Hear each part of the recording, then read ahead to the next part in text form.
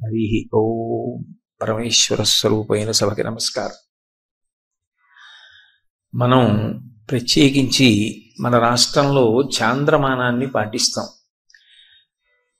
చాంద్రమానంలో 8వ నెల కార్తీక మాసం.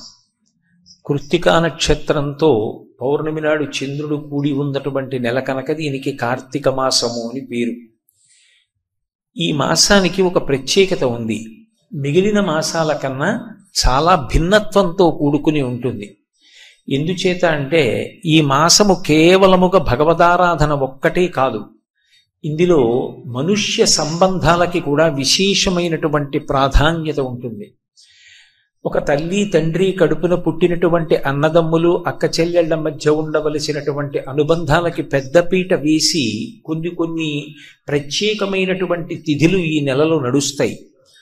అలాగే మనకి ఉన్నటువంటి చాలా చాలా గొప్ప విశేషం ఏమి అంటే, పాము దగ్గర నుంచి ప్రతి జీవిలో కూడా భగవత్ తత్వాన్ని చూసి నమస్కరించడం అలవాటు. అలా ఈ మాసం దగ్గరికి వచ్చేటప్పటికి ప్రత్యేకంగా నాగుల్ని కూడా పూజ చేస్తారు. సరే, దీపానికి ఎనలేని ప్రఖ్యాతి. ఇది కాక వనభోజనాలు ప్రత్యేకంగా ఈ మాసంలోనే నడుస్తాయి. ఇన్ని విధాలుగా వైవిధ్యాన్ని సంతరించుకున్నటువంటి మాసం. గోపూజలు కూడా వీటన్నిటితో పాటుగా చాలా విశేషంగా జరిగేటటువంటి మాసం. శుక్లపక్షంలో ఒక తిథి, కృష్ణపక్షంలో ఒక తిథి ప్రత్యేకంగా గోపూజ కొరకు మాత్రమే ఏర్పాటు చేయబడినటువంటి తిథులు కలిగినటువంటి మాసం. శివకేశవుల మధ్య ఏ విధమైనటువంటి భేదభావాన్ని పాటించకుండా త్రయంబకుడన్న పేరుతో పరమశివుణ్ణి, దామోదరుడన్న పేరుతో శ్రీ మహావిష్ణువుని ఒకే స్వరూపంగా భావన చేస్తూ పూజలు చేసేటటువంటి మాసం కార్తీక మాసం. విశేషించి కార్తీక మాసానికి ఉండేటటువంటి లక్షణం, విశేషమైనటువంటి మంచు కురియదు. ఈ మాసం దాటిందనుకోండి శరదృతువు వెళ్ళిపోతుంది. ఎందుచేత అంటే ఆశ్వీజ మాసము కార్తీక మాసము ఈ రెండు శరదృతువు. శరదృతువు దాటిపోయింది అంటే హేమంత ఋతువు ప్రారంభమైపోతుంది. హేమంత ఋతువు ప్రారంభమైందంటే విశేషంగా మంచు పడడం మొదలవుతుంది.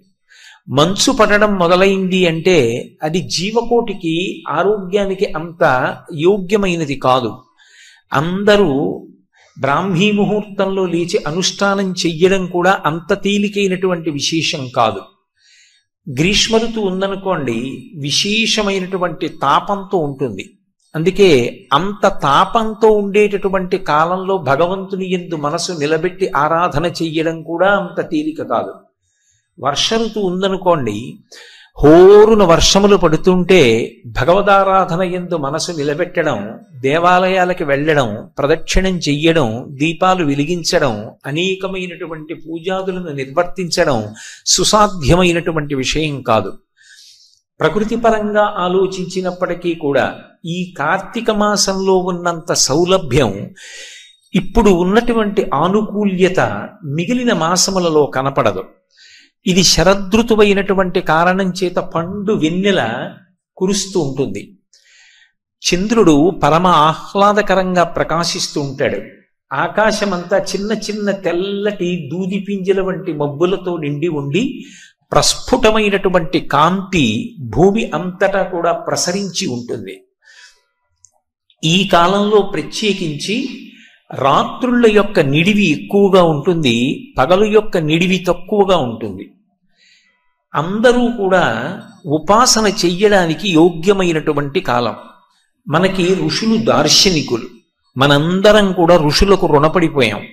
ఎందుకని అంటే ఋషులు కేవలం వాళ్ళు తరించడం కాదు, మనందరం కూడా తరించడానికి వీలుగా కాలాన్ని విభాగం చేసి మనకి అందించారు. అలా అందించినప్పుడు ఉపాసనని దృష్టిలో పెట్టుకుని, జంతూనాం నరజన్మ దుర్లభం కనుక నరుడిగా జన్మించినటువంటి వ్యక్తి భగవంతుని ఉపాసన చేసి భగవంతుణ్ణి పొందడానికి యోగ్యమైనటువంటి విభూతి ఏ కాలమునందు బాగా ప్రస్ఫుటమై ప్రసరిస్తుందో అటువంటి కాలమును గణన చేసి ఒక సంవత్సరాన్ని ప్రమాణంగా చేసుకుని దాన్ని రెండుగా విభాగం చేశారు. ఒకటి దక్షిణాయనం, రెండవది ఉత్తరాయణం. దక్షిణాయన పుణ్యకాలము అంటాం. ఎందుచేత అంటే దక్షిణాయనం అంతా కూడా ఉపాసన సంబంధమై ఉంటుంది. ఉపాసన అన్న మాటకు అర్థం ఏమిటంటే దగ్గరగా కూర్చుండుట అని. దగ్గరగా కూర్చుండుట అంటే ఏదో భౌతికంగా దగ్గరగా కూర్చోవడం కాదు, మనసులో భగవంతుడి గురించి చింతన చెయ్యడానికి ఎక్కువ అవకాశం ఉన్నటువంటి సందర్భం. లోపల ఏ పని చేస్తున్నా భగవంతుడి గురించినటువంటి స్మరణ ఉండాలి.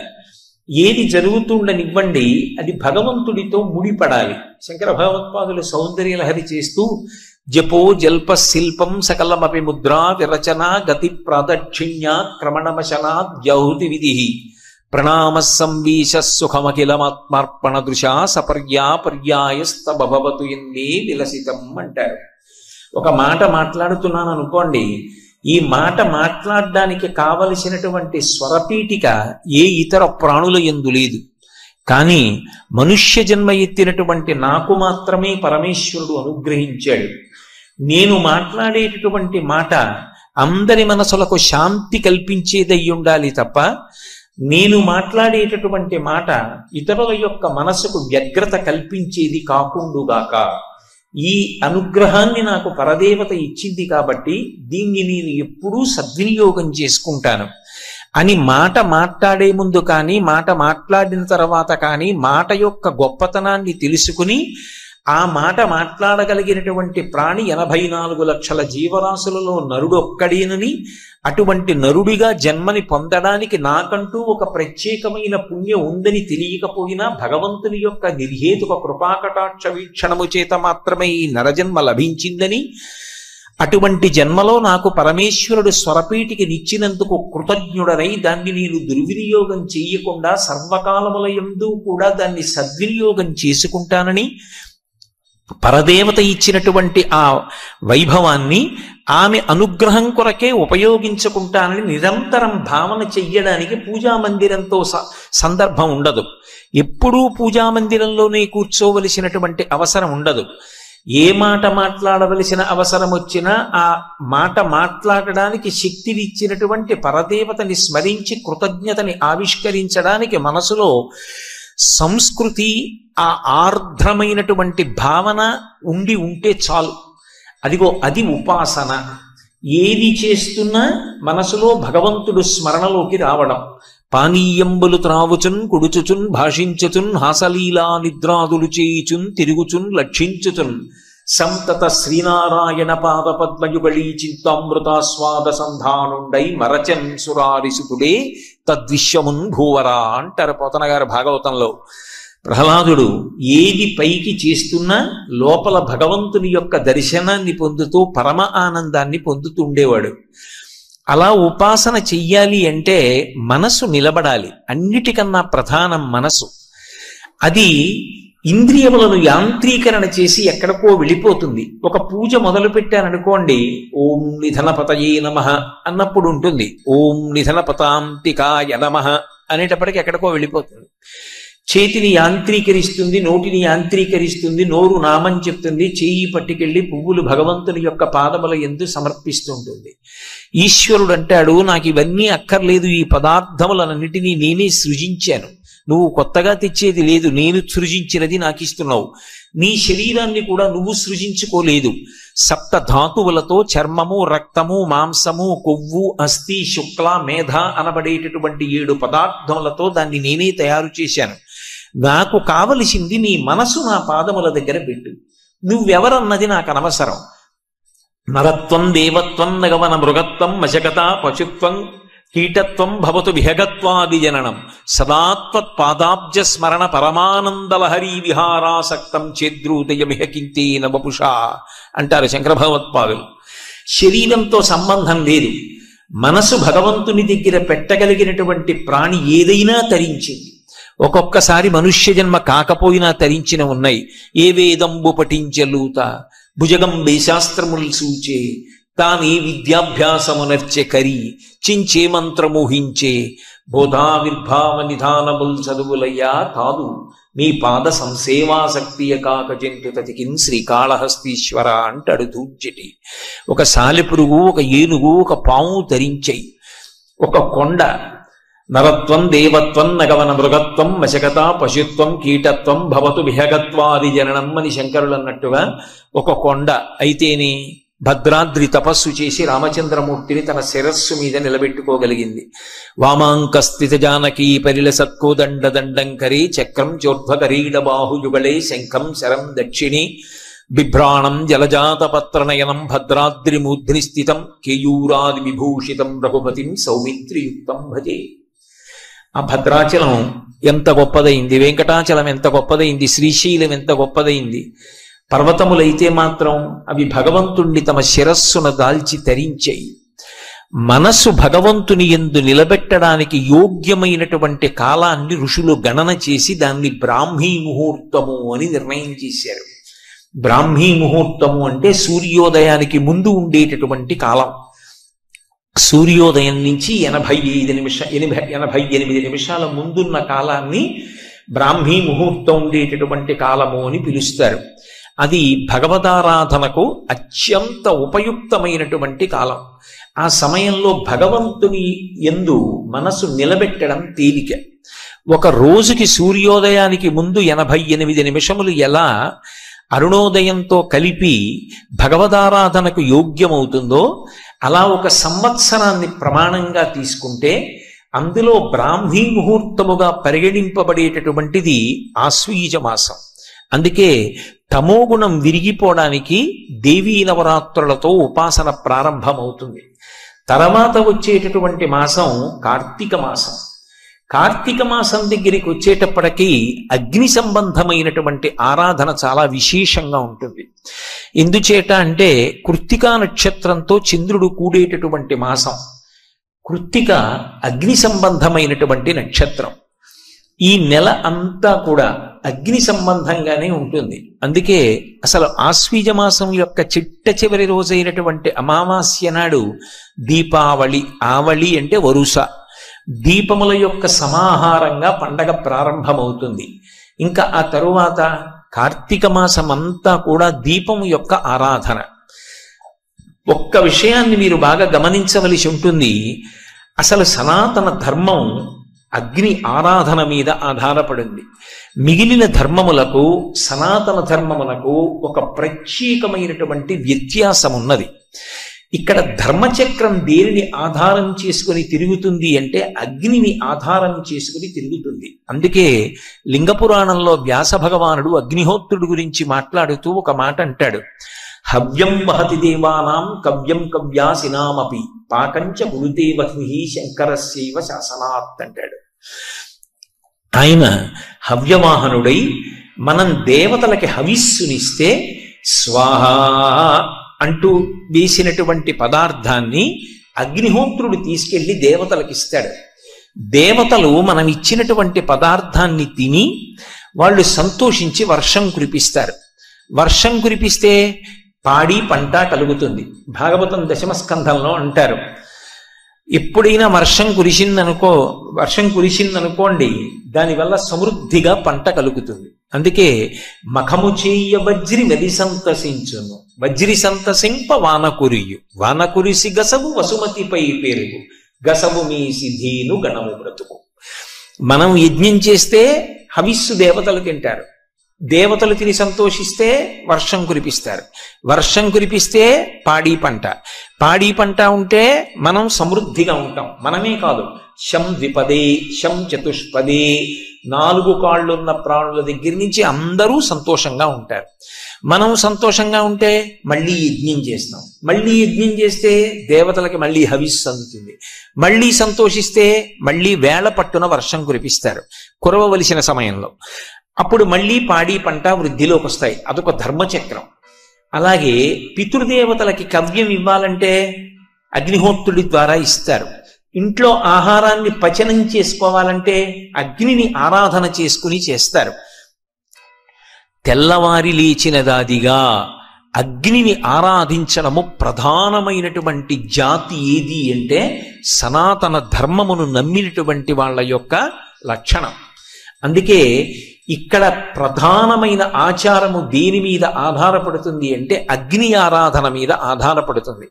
అగ్నిని ఆరాధించడం ఎవరో కొన్ని వర్ణముల వారు మాత్రమే చేసేటటువంటిది కాదు. అన్ని వర్ణముల వారు అగ్ని ఆరాధన చేస్తారు. అందుకే వైద్యనాథ దీక్షితీయాన్ని పరిశీలిస్తే అన్ని వర్ణముల వారు అగ్ని ఆరాధన చేస్తారు అనేటటువంటి విషయం సుస్పష్టంగా తెలుస్తుంది. చిట్ట చివర ఒక వ్యక్తి శరీరాన్ని విడిచిపెట్టేశాడు అనుకోండి, కొడుకు మా తండ్రి గారు శరీరంతో ఉన్నంత కాలం అగ్నిని ఆరాధించారు, ఓ అగ్ని నిన్ను పరమ పవిత్రంగా భావన చేసి ప్రతిరోజు నీకు నమస్కరించారు, నిన్ను ఆరాధించారు. అటువంటి మా తండ్రి గారి శరీరం పడిపోయింది, ఇప్పుడు ఆ శరీరం కదలదు. మా నాన్నగారు బ్రతికున్నంత కాలం నీకు హవిస్సునిచ్చారు, ఇవాళ మా నాన్నగారి శరీరాన్ని హవిస్సుగా నీలో వేసేస్తున్నాను. దీన్ని కాల్చక ఇబ్బంది పెట్టకుండా భగ్గున కాల్చి పంచభూతముల యందు కలిపేసేయమని కొడుకు ప్రార్థన చేసి తండ్రి శరీరాన్ని అగ్నిహోత్రంలో హవ్యంగా సమర్పించేస్తాడు. అంటే అగ్ని ఆరాధనతో ప్రారంభమై అగ్ని ఆరాధనతో వ్యక్తి జీవితం పరిసమాప్తమైపోతుంది. అగ్ని ఆరాధన అనేటటువంటిది సనాతన ధర్మంలో అంత ప్రధానమైనటువంటి అంశం. శ్రియమిచ్చేత్ హుతాశన, శ్రియం కావాలి అంటే అది కేవలము అగ్నిహోత్రుడి వలన మాత్రమే సాధ్యమవుతుంది. శ్రియం అంటే కేవలం డబ్బు కాదు. నాకు చాలా డబ్బు కావాలి అని అనుకున్నాను అనుకోండి, దేని కొరకు డబ్బు కావాలన్నది ప్రధానం. నేను దాచుకోవడానికో ధర్మాన్ని విడిచిపెట్టి నేను ఖర్చు పెట్టడానికో అయితే అది ప్రమాదహేతు, దానివల్ల పాపం మూట కట్టుకుంటాను. అప్పుడు అది ప్రియం, ప్రేయస్సునిస్తుంది. కాదు, శ్రియం, నేను ధార్మికంగా సంపాదించాలి, ధర్మం నిలబెట్టడానికి ఖర్చు పెట్టాలి. ఇప్పుడు అది శ్రియం, మంచి ఆలోచనను ఆ ఆలోచన కార్యరూపం దాల్చడానికి కావలసినటువంటి ఐశ్వర్యాన్ని రెండిటినీ కూడా ఇవ్వగలిగిన వాడెవరు అంటే అగ్నిహోత్రుడు. అందుకనే భట్టారక శబ్దం అన్వయమైంది. భట్టారకుడు అంటే పూజనీయుడు. అటువంటి అగ్ని మనకి మంచి ఆలోచనలు ఇస్తాడు, ధర్మం ఇస్తాడు, ధార్మికమైనటువంటి కార్యముల యందు ఉత్సుకతనిస్తాడు, ధార్మికమైన కార్యక్రమములను నిర్వర్తించడానికి కావలసినటువంటి సమస్త విభూతులను మనకి అనుగ్రహిస్తాడు. తత్కారణము చేత పుణ్యాన్ని ఇస్తాడు. ఆ పుణ్యము వలన చిత్తశుద్ధినిస్తాడు, చిత్తశుద్ధి వలన జ్ఞానమిస్తాడు. ఆ జ్ఞానము వలన ఇక పుట్టవలసిన అవసరం లేని పునరావృత్తిరహిత శాశ్వత శివ సాయుజ్య స్థితికి కారణమవుతాడు. అందుకే సనాతన ధర్మంలో అగ్ని ఆరాధనకు అంత ప్రత్యేకత ఉంది. విశేషించి ఈ ఋతువు దగ్గరికి వచ్చేటప్పటికి ఒక లక్షణం ఉంది. యమధర్మరాజు గారి యొక్క ఒక దంస్ట్ర శరదృతువులో బయటికి వస్తుంది అని దేవీ భాగవతం. ద్వావృతు యమదంస్ట్రాఖ్యే నూనం సర్వజనీషు వైహి అని. వసంత ఋతువులో ఒక కోర బయటికి వస్తుంది, శరదృతువులో ఒక ఋతువు బయటికి వస్తుంది. ఈ రెండు ఋతువుల్లో ఆయన కోర బయటికి వచ్చిన కారణం చేత ప్రకృతి సంబంధమైనటువంటి ఉపద్రవములు సంభవిస్తాయి, అంటురోగాలు సంభవిస్తాయి. దీపపు పురుగులు ఎలా పడిపోతారో ప్రజలు అలా పడిపోతారు, జీవరాశి అలా పడిపోతుంది, ఐశ్వర్యము అలా నశించిపోతుంది. అలా పడిపోకుండా ఉండాలి అంటే ఆశ్వీజ మాసంలో అమ్మవారి ఆరాధనతో మొదలుపెట్టి పరమమంగళప్రదమైనటువంటి రీతిలో కార్తీక మాసం దగ్గరికి వచ్చేటప్పటికి దీపాన్ని ఆరాధించడం, దీపాన్ని వెలిగించడం ప్రధానమవుతుంది. ఎందుచేత దీపం వెలిగించాలి అంటే పైకి భక్తి, దీపము, మంగళప్రదత్వము, పరమసత్యములు, ఆంతరముగా దాని యందు ఒక విశేషం ఉంది. హృదయ నాడి అని ఒక నాడి, ఏదో నరములు కనపడినట్టుగా నాడులు కనపడతాయని ఉండదు, అది యోగశాస్త్రం. హృదయ నాడి అని, ఆ హృదయ నాడి స్పందన ఎంతకాలం ఉంటుందో అంతకాలమే ఆ జీవి ఉంటాడు. ఆ హృదయ నాడికి ఎవరు అధిపతిగా ఉంటాడు అంటే శనైశ్చరుడు అధిపతిగా ఉంటాడు. శనైశ్చరుడు దేని చేత ప్రీతి చెందుతాడు అంటే నువ్వుల నూనె యొక్క దీపపు పొగ చేత సంతోషిస్తాడు. ఆయనకి నల్ల నువ్వులు కదూ మనం శనైశ్చర గ్రహానికి ప్రీతితో ఆరాధన చేసేటప్పుడు వినియోగించేది. ఆ నల్ల నువ్వుల నూనె కానీ, ఆవు నెయ్యి దీపం కానీ పెట్టినప్పుడు దాని మించి వచ్చేటటువంటి పొగ వాసన చూసినా, దాని కాంతి ప్రసరించిన, దాని చేత శనీశ్చర గ్రహం ప్రీతి పొంది యమదంస్ట్ర బయటికి వచ్చినటువంటి కారణంగా ప్రజలు పడిపోకుండా, ఉపద్రవాలు రాకుండా ఉండడం కోసం ఎవరి ఇంటిలో వారు దీపం ఉంచడమే కాకుండా దానితో పాటుగా శివాలయం కానీ, విష్ణువాలయం కానీ, మఠ ప్రాంగణం కానీ, గోశాలలు కానీ, ఇటువంటి పరమ పవిత్రమైనటువంటి ప్రదేశములు ఎక్కడ ఉంటాయో అక్కడక్కడ కూడా దీపాలు వెలిగిస్తారు. ఈ నెలలో అత్యద్భుతమైనటువంటి విశేషంగా అందరినీ రక్షించుకోవడానికి సాధనంగా వచ్చినటువంటిది దీపాన్ని వెలిగించడం. రెండవది ఉసిరి చెట్టుని పూజ చెయ్యడం. మనకి ఒక విశేషం ఉంది. ప్రకృతి స్వరూపంగా ఏదో ఈ చెట్టు ఈ ఋతువులో ఈ కాయ కాస్తోంది అని విడిచిపెట్టరు. ఏమి ఆ ఋతువులోనే ఆ చెట్టు ఎందుకు కాయ కాయాలి? వసంత ఋతువులోనే మామిడి చెట్టు ఎందుకు కాయ కాయాలి? సంవత్సరాది ప్రారంభంలోనే వేప చెట్టు ఎందుకు పువ్వు పుయ్యాలి? ఈ శరదృతు వచ్చేటప్పటికే పెద్ద ఉసిరి ఎందుకు ఉసిరికాయ కాస్తుంది? అంటే ప్రకృతిలో వచ్చేటటువంటి ఉపద్రవములను నివారించడానికి పరదేవతయే వృక్ష రూపంలోకి ప్రవేశించి దాని గుండా తన యొక్క అనుగ్రహాన్ని ప్రసరించి లోకమును రక్షిస్తూ ఉంటుంది. బాహ్యంలో చెట్టుని చూడరు. ఆ కాలమునందు చెట్టు యొక్క ఫలస్వరూపంగా లోకాన్ని రక్ష చేసేటటువంటి ఆ శక్తి వెనక భగవత్ తత్వాన్ని చూడడం సనాతన ధర్మానికి ఉన్న గొప్పతనం. ఎందుకంటే ఉసిరి చెట్టుని అక్కడే పెట్టి పక్కన కుంకుడి చెట్టు విత్తనం పెడితే కుంకుడి చెట్టు కుంకుడుకాయే కాస్తుంది, ఉసిరి చెట్టు ఉసిరికాయే కాస్తుంది. ఉసిరి చెట్టు ఉసిరికాయే కాసేటట్టుగా నేను నిర్ణయించలేదు. ఆ భూమి సారంతోటే అది ఉసిరికాయ కాసేటట్టు, శరదృతువులోనే అది కాసేటట్టు నేను నిర్ణయించలేదు. అది భగవంతుని యొక్క నిర్ణయం. ధాత్రి అని పిలుస్తారు. ఆ ఉసిరి పేదవారి పాలిట అమృత భాండము అని దానికి ఒక పేరు. ఈ శరదృతువులో ఆరోగ్యపరంగా ఎన్ని రకాలైనటువంటి సమస్యలు వచ్చేటటువంటి అవకాశం ఉంటుందో అన్ని రకాల సమస్యలకి కూడా విరుగుడు ఎక్కడుంటుంది అంటే ఒక్క ఉసిరికాయలోనే ఉంటుంది. అందుకే ఇప్పటికీ ఆ పెద్దలు ఒక మాట అంటూ ఉంటారు, భర్తని రక్షించుకోవాలనేటటువంటి లక్షణం కలిగినటువంటి ప్రాజ్ఞురాలైన భార్య కార్తీక మాసం అంతా ఆదివారాలు విన ఉసిరికాయతో కూడుకున్న భోజనాన్నే భర్తకి పెడుతుంది అంటూ ఉంటారు. ఎందుచేత అంటే అది ఆయువుని కాపాడుతుంది. ఈ ఋతువులో ఏ 3 రకములైనటువంటి దోషములు, వాతము, పిత్తము, అలాగే వేడి, ఈ 3టిని కూడా నివారించి ఆరోగ్యంగా ఉండేటట్టుగా చేయగలిగినటువంటి శక్తి దేని యందు ఉంది అంటే ఉసిరికాయలో ఉంది. వృద్ధాప్యం వచ్చిన తరువాత నియమబద్ధంగా ఉసిరికాయని సేవించి తాను యవ్వనంలో ఉన్న శక్తిని తిరిగి పొందగలిగాను అని చవన మహర్షి నిరూపించి చూపించాడు. అంత గొప్పది. అందుకే ఈ కాలమునందు మిగిలినటువంటి వృక్షములతో పాటుగా, అంటే మిగిలిన వృక్షములంటే నా ఉద్దేశ్యంలో ప్రతిరోజు పూజలు అందుకునేది తులసి. అటువంటి తులసితో పాటుగా ప్రత్యేకమైనటువంటి పూజ కార్తీక మాసంలో దేనికి అంటే ధాత్రి పూజ.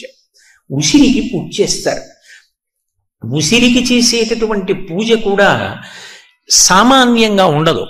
కార్తీక మాసంలో ఉసిరి చెట్టుకు చేయవలసినటువంటి పూజ యొక్క కల్పాన్ని ప్రత్యేకంగా ధర్మసింధు లాంటి గ్రంథాలు మనకి తెలియచేసాయి.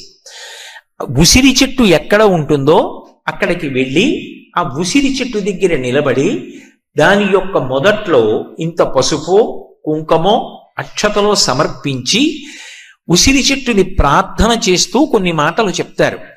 ఇక్కడ మీరు ఒక విషయం గమనించాలి. యజుర్వేదంలో కూడా రుద్రాధ్యాయంలో ఒక మాట అంటారు, నమో వృక్షేభ్యో హరికేశాయోపవీతినే పుష్టానాం పతయే నమో నమో అంటారు. ఈ చెట్టు రూపంగా ఉన్న శివుడికి నమస్కారం, చెట్టు ఆకులుగా ఉన్న శివుడికి నమస్కారం, చెట్టు ఆకులలో ఆకుపచ్చతనంగా ఉన్న శివుడికి నమస్కారం అంటారు. అలా ఈ ధాత్రి రూపంలో ఉన్నటువంటి ఈ ఉసిరి చెట్టుందే, ఇది చెట్టు అని నేను అనుకోవట్లేదు. ఇది పరదేవత. పరదేవత అయి ఈ కాలంలో ఎన్ని ఉపద్రవాలు వస్తాయో అన్ని ఉపద్రవాలకి విరుగుడు కూడా ఈ చెట్టులోంచి వస్తోంది. అంటే అమ్మవారే ఈ చెట్టు రూపంలో నిలబడి అనుగ్రహాన్ని కురిపిస్తోంది. ప్రత్యేకించి శరదృతువులో కార్తీక మాసంలో ఇంత అనుగ్రహాన్ని వర్షించేటటువంటి ఈ చెట్టు లోపల పరదేవతయే ఉండి ఇదిగో ఇలా అనుగ్రహిస్తోంది. అందుకే మొట్టమొదటనే ఏం చెప్తారంటే ధాత్రీదేవి నమస్తుభ్యం సర్వపాపక్షయంకరి పుత్రాం దేహి మహాప్రాజ్ఞే యశోదేహి బలంచమే. ఆ ఉసిరి చెట్టు దగ్గరికి వెళ్ళి నమస్కరించి మనం చెప్పవలసినటువంటి విషయాన్ని ఋషి దార్శనికుడై మన కొరకని మనం ఆ సమయంలో చెప్పలేకపోతామేమోనని ఆయనే మనకి అందించినటువంటి విశేషం. మేధాం ప్రజ్ఞాంచ సౌభాగ్యం విష్ణుభక్తించ శాశ్వతీం నీరోగం కురుమాం నిత్యం నిష్పాపం కురు సర్వదా. ఇది ఉసిరి చెట్టు దగ్గర కార్తీక మాసంలో తప్పకుండా చెప్పండి. ఒకవేళ ఎవరి ఇంటిలోనైనా ఉసిరి చెట్టు ఉందనుకోండి, వాళ్ళంత భాగ్యవంతులు ఎవరు ఉండరు. ఎందుకో తెలుసా? వాళ్ళు ఎక్కడికి వెళ్ళవలసిన అవసరం లేకుండా ఇంట్లో పూజా మందిరంలో ప్రతిరోజు గృహదేవతల్ని ఆరాధించిన తర్వాత కార్తీక మాసంలో చక్కగా ఉసిరి చెట్టు దగ్గరికి వచ్చి ఈ శ్లోకాలు చెప్పవచ్చు. అందులో ఒక మాట అంటారు, అమ్మా ధాత్రీదేవి నమస్తుభ్యం. దేవి అంటే దీవు ప్రకాశించున్నది, నాకు కనపడకుండా లోపల పరదేవతానుగ్రహం ఉంది. అది ఈ మాంస చక్షువునకు గోచరం కాకపోవచ్చు. అమ్మలో అమ్మతనం ఉన్నట్టు, నాన్నగారిలో నాన్నతనం ఉన్నట్టు, గురువు గారిలో అభ్యున్నతి శక్తి ఉన్నట్టు, భగవంతుని యందు అనుగ్రహ శక్తి ఉన్నట్టు ఈ ధాత్రీ వృక్షమునందు పరదేవతానుగ్రహము నిబిడీకృతమై ఉన్నది. అటువంటి ధాత్రీదేవి నీకు నేను నమస్కరిస్తున్నాను. అమ్మా నువ్వు అపారమైన శక్తి కలిగిన దానివి. నా సర్వ పాపములను క్షయించేయి. సర్వపాప క్షయంకరి. పాపమన్న మాటకు అర్థం జాగ్రత్తగా అర్థం చేసుకుని అభ్యున్నతిలోకి రావాలి అనుకున్నప్పుడు ఏ పనులు చెయ్యవద్దని పరమేశ్వరుడు చెప్పాడో ఆ పనులు చెయ్యడం, అటువంటి పనులు చెయ్యాలన్న ఉత్సాహం నాకు కలగడం, అటువంటి పనులు చెయ్యడం దోషం. కానీ అమ్మా ఏ కారణం చేతనో ఏ లౌల్యానికో చేశాను, ఆ దోషాన్ని తొలగించి ఇకపైన నాకు అటువంటి అనురక్తి కలగకుండా ఏ పనులు చెయ్యమని నువ్వు చెప్పావో ఆ పనులు చెయ్యడంలో నాకు ఉత్సాహం కలిగేటట్టు చెయ్యి. సర్వపాప క్షయంకరి పుత్రాం దేహి. నాకు వంశం నిలబడాలి, నేను కన్యాదానం చెయ్యాలి, అందుకని నాకు కొడుకుని కూతుర్ని, కొడుకుంటే మనవణ్ణి మునిమనవల్ని, అమ్మా నా వంశం నిలబడేటట్టు అనుగ్రహించు. అంటే ఇప్పుడు మీరు ఒక్క విషయం గమనించండి, ఋషికి అనవసరపు విషయాలు చెప్పవలసిన అగత్యం లేదు. ఆయన బిరుదులు కోరుకోలేదు, ఆయన సన్మాన పత్రాలు కోరుకోలేదు, ఆయన తాంబూలాలు కోరుకోలేదు, ఆయన సభలన్నింటికి వెళ్ళి మాట్లాడాలని కోరుకోలేదు. ఆయన ఒకే ఒక ఉద్దేశ్యం, లోకాన్ని అనుగ్రహించడం. అటువంటి ఋషిప్రోక్తమైన విషయముల యందు కూడా దోషం పట్టే ప్రయత్నం చెయ్యడం సంస్కారహీనత్వం. అందుకే ఋషి దార్శనికుడై మనకు అందిస్తున్నాడు. మనమేది చూడలేకపోయామో దాన్ని చూడగలగడం ఋషి యొక్క గొప్పతనం. కాలమునందు, దేశమునందు, వాతావరణమునందు, ప్రకృతి యందు ప్రకటనమయ్యేటటువంటి భగవద్విభూతిని ఆయన లెక్కగట్టగలడు. 3 రోజుల తరువాత సముద్రంలో ఏర్పడేటటువంటి అల్పపీడనాన్ని ఒక రాడార్ ఎలా కనిపెడుతుందో, ప్రకృతిలో ఏ ఏ పదార్థముల నుండి భగవద్విభూతి వ్యక్తమవుతోందో కనిపెట్టగలిగినటువంటి శక్తి ఋషి ఎందున్నది. ఒక రాడార్ యందు ఆ శక్తి ఉన్నది అని నువ్వు అంగీకరించగలిగితే ఒక ఋషి యందు కూడా అటువంటి శక్తి ఉంటుంది అని అంగీకరించాలి. అది ఆయన మేధస్సు. నాకు లేదు కాబట్టి ఆయన ఎందు ఉండదు అని అనకూడదు. నేను ఐఏఎస్ చదువుకోలేదు కాబట్టి ఐఏఎస్ చదువుకున్న వాళ్ళు ఉండరు అంటే ఎంత దారుణమో, నాకు ఆ శక్తి లేదు కాబట్టి ఋషి చెప్పినది తప్పనడం అంతే తప్పు. కాబట్టి ఆ ఉసిరి చెట్టు యందు పరదేవతానుగ్రహము ప్రస్ఫుటమయ్యున్నది. కాబట్టి అమ్మా నువ్వు నా వంశాన్ని నిలబెట్టగలవు, కాబట్టి పుత్రాం దేహి, నాకు బిడ్డల్నియ్యి. అంతేకాదమ్మా, దానితో పాటుగా తల్లి మంచి పనులు చేసినవాడు అన్న కీర్తిని నాకి. అంటే నా మనసులోంచి మంచి పనులు చెయ్యాలన్న సంకల్పాలు కలగాలి. ఆ మంచి పనులు చెయ్యడానికి నేను దృఢదీక్షతో నిలబడాలి. మహాత్మా గాంధీ గారంతటి వారు తన జీవిత చరిత్రలో రాసుకున్నారు. అసలు జీవితంలో ఎక్కువ రాళ్ల దెబ్బలు ఎవరు తింటారు అంటే, మంచి పనులు చేద్దామని ఎవడు నడుము కట్టుకుంటాడో వాడికే ఎక్కువ రాళ్ల దెబ్బలు తగులుతాయి. చెడ్డ పనులు చేద్దామనుకున్నవాడు వాడి బతుకే అంతా అని వదిలేస్తారు. కానీ మంచి పనులు చేద్దామని నిలబడిన వాడు ఉంటాడే, వాడికే రాళ్ల దెబ్బలు ఉంటాయి. నేను నా జీవితంలో మంచి పని చేద్దాం అనుకున్న నాడు మొట్టమొదట జీవితంలో తెలుసుకున్న ప్రథమ సత్యం ఇదే అని రాసుకున్నారు గాంధీ గారు. కాబట్టి తల్లి, నాకు ఒక మంచి సంకల్పం కలగచ్చు, కానీ దాన్ని ఆచరణలోకి తీసుకొద్దామంటే ఎన్నో వ్యతిరేక శక్తులు బయలుదేరుతాయి. వాటి గురించి పట్టించుకోకుండా ముందుకెళ్లడం మొదటి లక్షణం.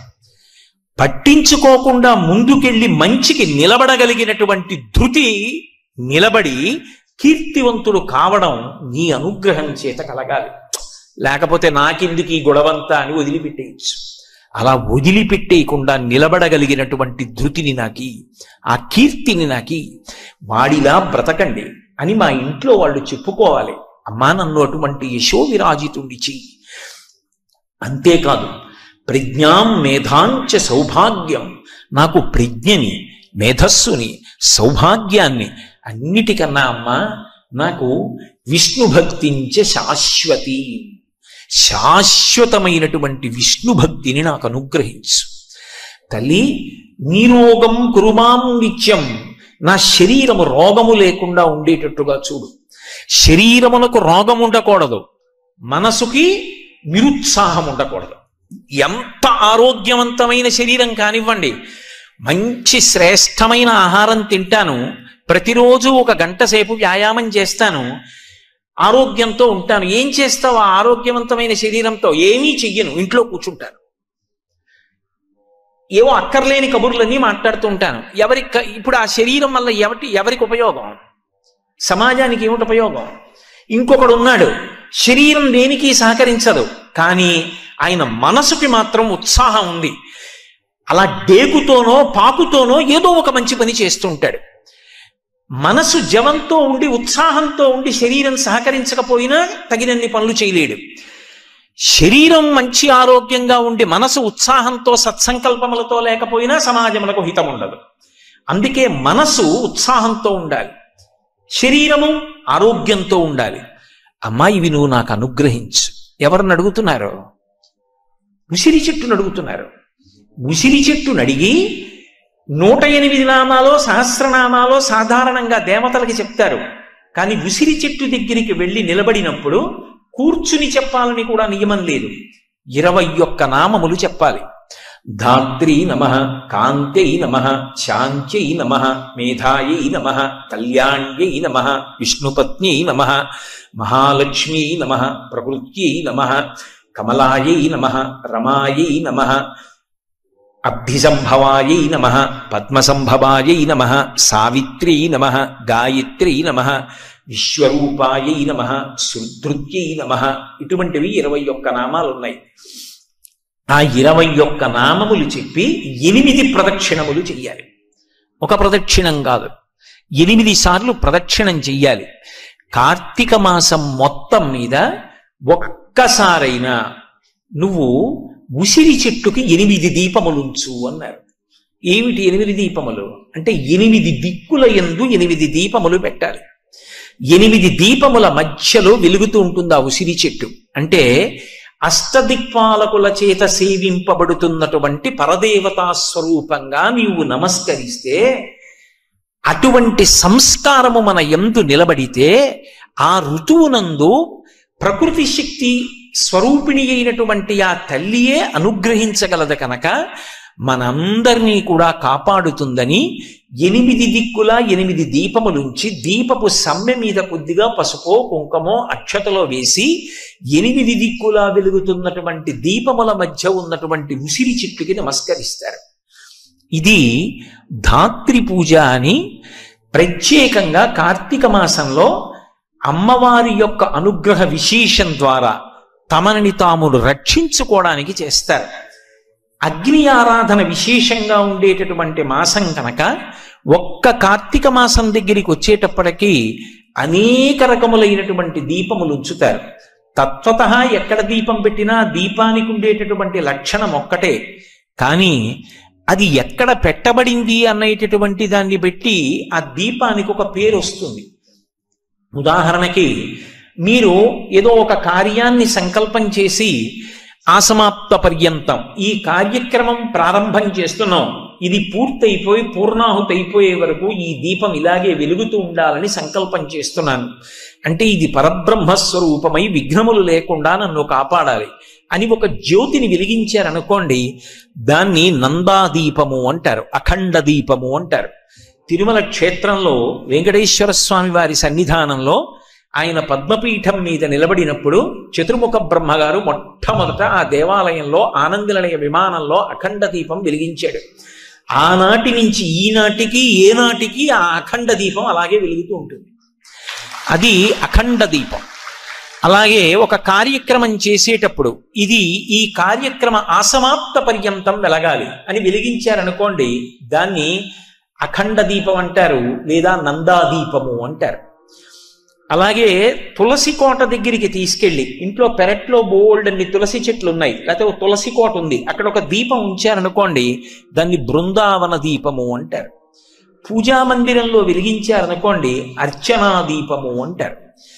దాన్ని పట్టుకెళ్ళి బలిపీఠం మీద పెట్టారనుకోండి బలిదీపము అంటారు. మీరు ఎక్కడ దీపాన్ని వెలిగించారు అన్న దాన్ని బట్టి ఆ దీపము యొక్క పేరు మారుతూ ఉంటుంది. తత్వతః మాత్రం దీపము దీపమే. కానీ ఇందులో మీరు ఒక్క విషయాన్ని గమనించాలి. భారతదేశంలో ఇవాళ కాదు, ఈ దీపానికి ఎనలేని ప్రఖ్యాతి. నేను ఇందాక మీతో వెంకటాచల క్షేత్ర ప్రసక్తి తీసుకొచ్చాను కదా, అలాగే బదరీ లాంటి క్షేత్రాలలో కొన్ని నెలల పాటు దేవాలయాన్ని మూసేస్తారు, చలికి ఎవ్వరూ వెళ్ళలేక. పెద్ద పాలికలో దీపం వేసి వదిలిపెట్టి తలుపులు మూసేస్తారు. కొన్ని నెలల తర్వాత మళ్ళీ వెళ్ళి తలుపు తీసేటప్పటికీ అంత చలికి అన్నీ గడ్డకట్టేస్తాయేమో కానీ ఆ దీపం మాత్రం అలాగే వెలుగుతూనే ఉంటుంది.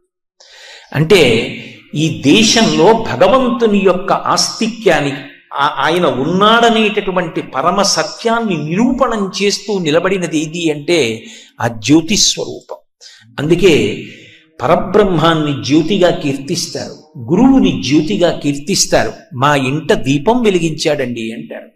మహోపకారం చేసిన వాడు ఉన్నాడనుకోండి, అది ఒక రోజుకో ఒక పూటకో చేసినది కాదు, ఒక జీవితానికి సరిపడ ఉపకారం, లేదా ఇక మళ్ళీ పుట్టవలసిన అవసరం లేని మహోపకారం గురువు చేసే ఉపకారం. ఇంట దీపం వెలిగించాడు అంటారు. దేవాలయంలో దీపపు యొక్క కాంతిలో పరమేశ్వర దర్శనం చేస్తారు. ఆ దీపాన్ని గురువుగా భావిస్తారు. గురువు గారి వాక్కుల వలన భక్తి కలిగి నేను భగవద్ దర్శనానికి వచ్చాను, అదిగో ఆ దీపమే మా గురువు గారు అని దీపంలో గురువు గారిని దర్శనం చేస్తారు. దీపము అంత గొప్పది. అందున ఒక్క కార్తీక మాసం దగ్గరికి వచ్చేటప్పటికీ ఒక ప్రత్యేకమైనటువంటి దీపాన్ని వెలిగిస్తారు. దాన్ని ఆకాశ దీపము అంటారు. ఇది మిగిలినటువంటి నెలలలో వెలిగిస్తారు అని లేదు, కానీ ఒక్క కార్తీక మాసంలో వెలిగిస్తారు. ఈ దీపాన్ని వెలిగించడం అనేటటువంటిది సాధారణంగా మనం దేవాలయాల్లో చూస్తూ ఉంటాం. ధ్వజస్తంభానికి అడ్డంగా ఒక కొయ్య ఉంచి దానికి ఒక కప్పీని ఏర్పాటు చేసి గాలి లోపలికి ప్రవేశించడానికి వీలుగా చిన్న చిన్న రంధ్రములతో కూడుకున్నటువంటి భరిణ వెంటి ఒక పరికరంలో దీపాన్ని వెలిగించి తాడు పట్టి లాగి పైకి ఎత్తుతారు. దాన్ని ఆకాశ దీపము అని పిలుస్తూ ఉంటారు. యథార్థమునకు ఆకాశ దీపం ఒక్క దేవాలయంలోనే కాదు, ఇంట్లో కూడా ఆకాశ దీపం వెలిగించవచ్చు. ఇంట్లో కూడా ఆకాశ దీపం వెలిగించవచ్చు, దాని చేత ఎనలేని ప్రయోజనాన్ని పొందవచ్చు అని శాస్త్రవాక్కు. ఎలా వెలిగించవచ్చు అంటే యజ్ఞంలో ఉపయోగించేటటువంటి చెట్లు ఏవి ఉంటాయో అటువంటి చెట్టు కొమ్మ ఇంటి యజమాని యొక్క చేయి ఎంత పొడుగుంటుందో అంత పొడుగు కొయ్యతో తయారు చేస్తారు. ఏదో మా ఇంటికి నేను యజమానిని, నా చెయ్యి ఎంత పొడుగుంటుందో అంత పొడుగు చెక్క ఒకటి తయారు చేసి దాని మీద మధ్యలో ఒక జ్యోతిని వెలిగిస్తారు. చుట్టూ 8 చిన్ని చిన్ని ప్రమిదల వంటి ఉంటాయి. అందులో 8 చిన్న దీపాలు వెలుగుతూ ఉంటాయి. మధ్యలో పెద్ద దీపం వెలుగుతూ ఉంటుంది. ఈ దీపాన్ని ప్రదోష వేళలో బయటికి తీసుకొచ్చి కానీ ఇంటి మేడ మీద కానీ వెలిగిస్తారు. వెలిగించి ఒక మాట చెప్తారు, దామోదరాయ నభసి తులాయాం డోలయా చష. స్వామి, నీవు ఆకాశస్వరూపుడవై అంతటా ప్రకాశిస్తున్నావు. అలా ప్రకాశిస్తున్నటువంటి నీకు ఓ దామోదర, అనంతంగా విష్ణుతత్వంగా వ్యాపించి ఉన్నటువంటి నీకు ఇదిగో నేను ఆకాశ దీపం పెడుతున్నాను. ప్రదీపంతే ప్రయచ్ఛామి నమో ననంతాయ చ, నమో ననంతాయ వేధసి. స్వామి, నీకు నేను వెలిగించినటువంటి ఈ దీపానికి ఒక లక్షణం ఉంది. ఇది ఊగుతూ ఊయలలా నీకు ఆకాశ మార్గంలో అనంతంగా వ్యాపించినటువంటి నీకు పైకెత్తి పెట్టినటువంటి దీపం. సాధారణంగా దీపం కదలకుండా కింద ఉంటుంది. ఈ దీపం ఊయలలా కదులుతూ ఆకాశంలో దేవతలు ప్రయాణం చేసి వెడుతూ ఉంటారు. ఆ ప్రయాణం చేసి వెళ్ళేటటువంటి దేవతలకి, ఆకాశ మార్గంలో ప్రయాణం చేసేటటువంటి దేవగాయకులు వెడుతూ ఉంటారు అని రామాయణంలో కూడా కనపడుతుంది. వాళ్ళు శుభవార్తలు చెప్తూ ఉంటారు అని చెప్పి, అటువంటి ఉత్తములైనటువంటి వారికి ఇదిగో నేను ఆ విష్ణు స్వరూపానికి కదులుతున్నటువంటి ఊగుతున్నటువంటి ఈ దీపాన్ని, తులాయాం డొలయా సహా, ఊగుతున్నట్లుగా ఉన్నటువంటి ఈ దీపాన్ని పెడుతున్నాను. అలా 30 రోజుల పాటు ఆకాశ దీపాన్ని ఇంటి ముందు కానీ దేవాలయంలో కాని వెలిగించినటువంటి వారు ఉత్తరోత్తర జన్మల యందు తత్ఫలితము చేత ఏమీ ఆశించకపోయినా అనంతమైనటువంటి ఐశ్వర్యాన్ని పొందుతారు అని శాస్త్రవాక్కు. ఎందుకంటే దేవతలకు ఒక లక్షణం ఉంటుంది. మనం అడిగామా అడగలేదా అని వారు చూడరు. వారి ఆరాధన చేసినప్పుడు వారు ఒక ఫలితాన్ని ఇస్తారు. ఆకాశ దీపాన్ని వెలిగించినటువంటి వారికి ఇచ్చేటటువంటి గొప్ప ఫలితం అనంతమైనటువంటి ఐశ్వర్యము ఉత్తర జన్మల యందు ఇయ్యబడుతుంది. అది భక్తి ఐశ్వర్యం అయితే ఇంకా అంతకన్నా అదృష్టం ఏముంటుంది? బాహ్యంలో ఉన్న ఐశ్వర్యం అక్కర్లేని శత్రుత్వాలు తీసుకొస్తుంది. భక్తి ఐశ్వర్యం యోగరతోవా భోగరతోవా ఎప్పుడు సంతోషంతో నందతి నందతి నందచ్చేవ, ఆనందంతో లోపల భగవంతుణ్ణి స్మరిస్తూ ఆనందంగా కాలం గడపడానికి వీలైనటువంటి స్థితిని కల్పిస్తుంది. అందుకే యోగరతోవా భోగరతోవా సంగరతోవా సంగవిహీన యస్య బ్రహ్మణి రమతే చిత్తం నందతి నందతి నందత్యేవా అంటారు. అటువంటి ఆకాశ దీపాన్ని ఒక్క కార్తీక మాసంలోనే వెలిగిస్తారు. అది ఒక ప్రత్యేకత ఈ మాసంలో. అసలు ఈ మాసానికి ఒక విశేషం ఉంది.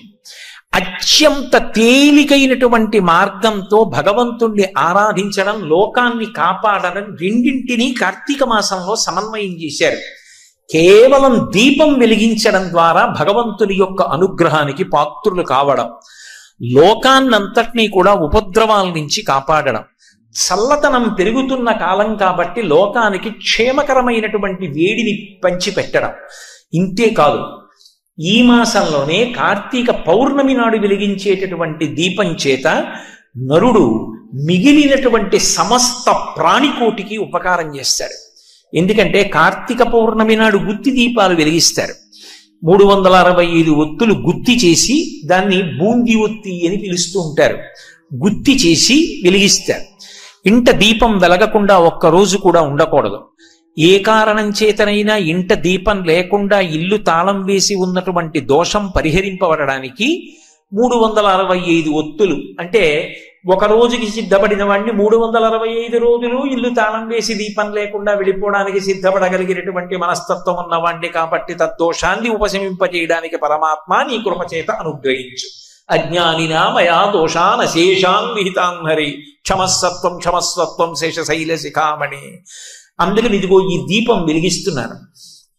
ఆ దీపం వెలిగించినప్పుడు ఆ ప్రమిద మీద కొద్దిగా పసుపు కానీ కుంకం కానీ వేసి ఆ జ్యోతిలోకి వచ్చి నిలబడమని కోరుతారు.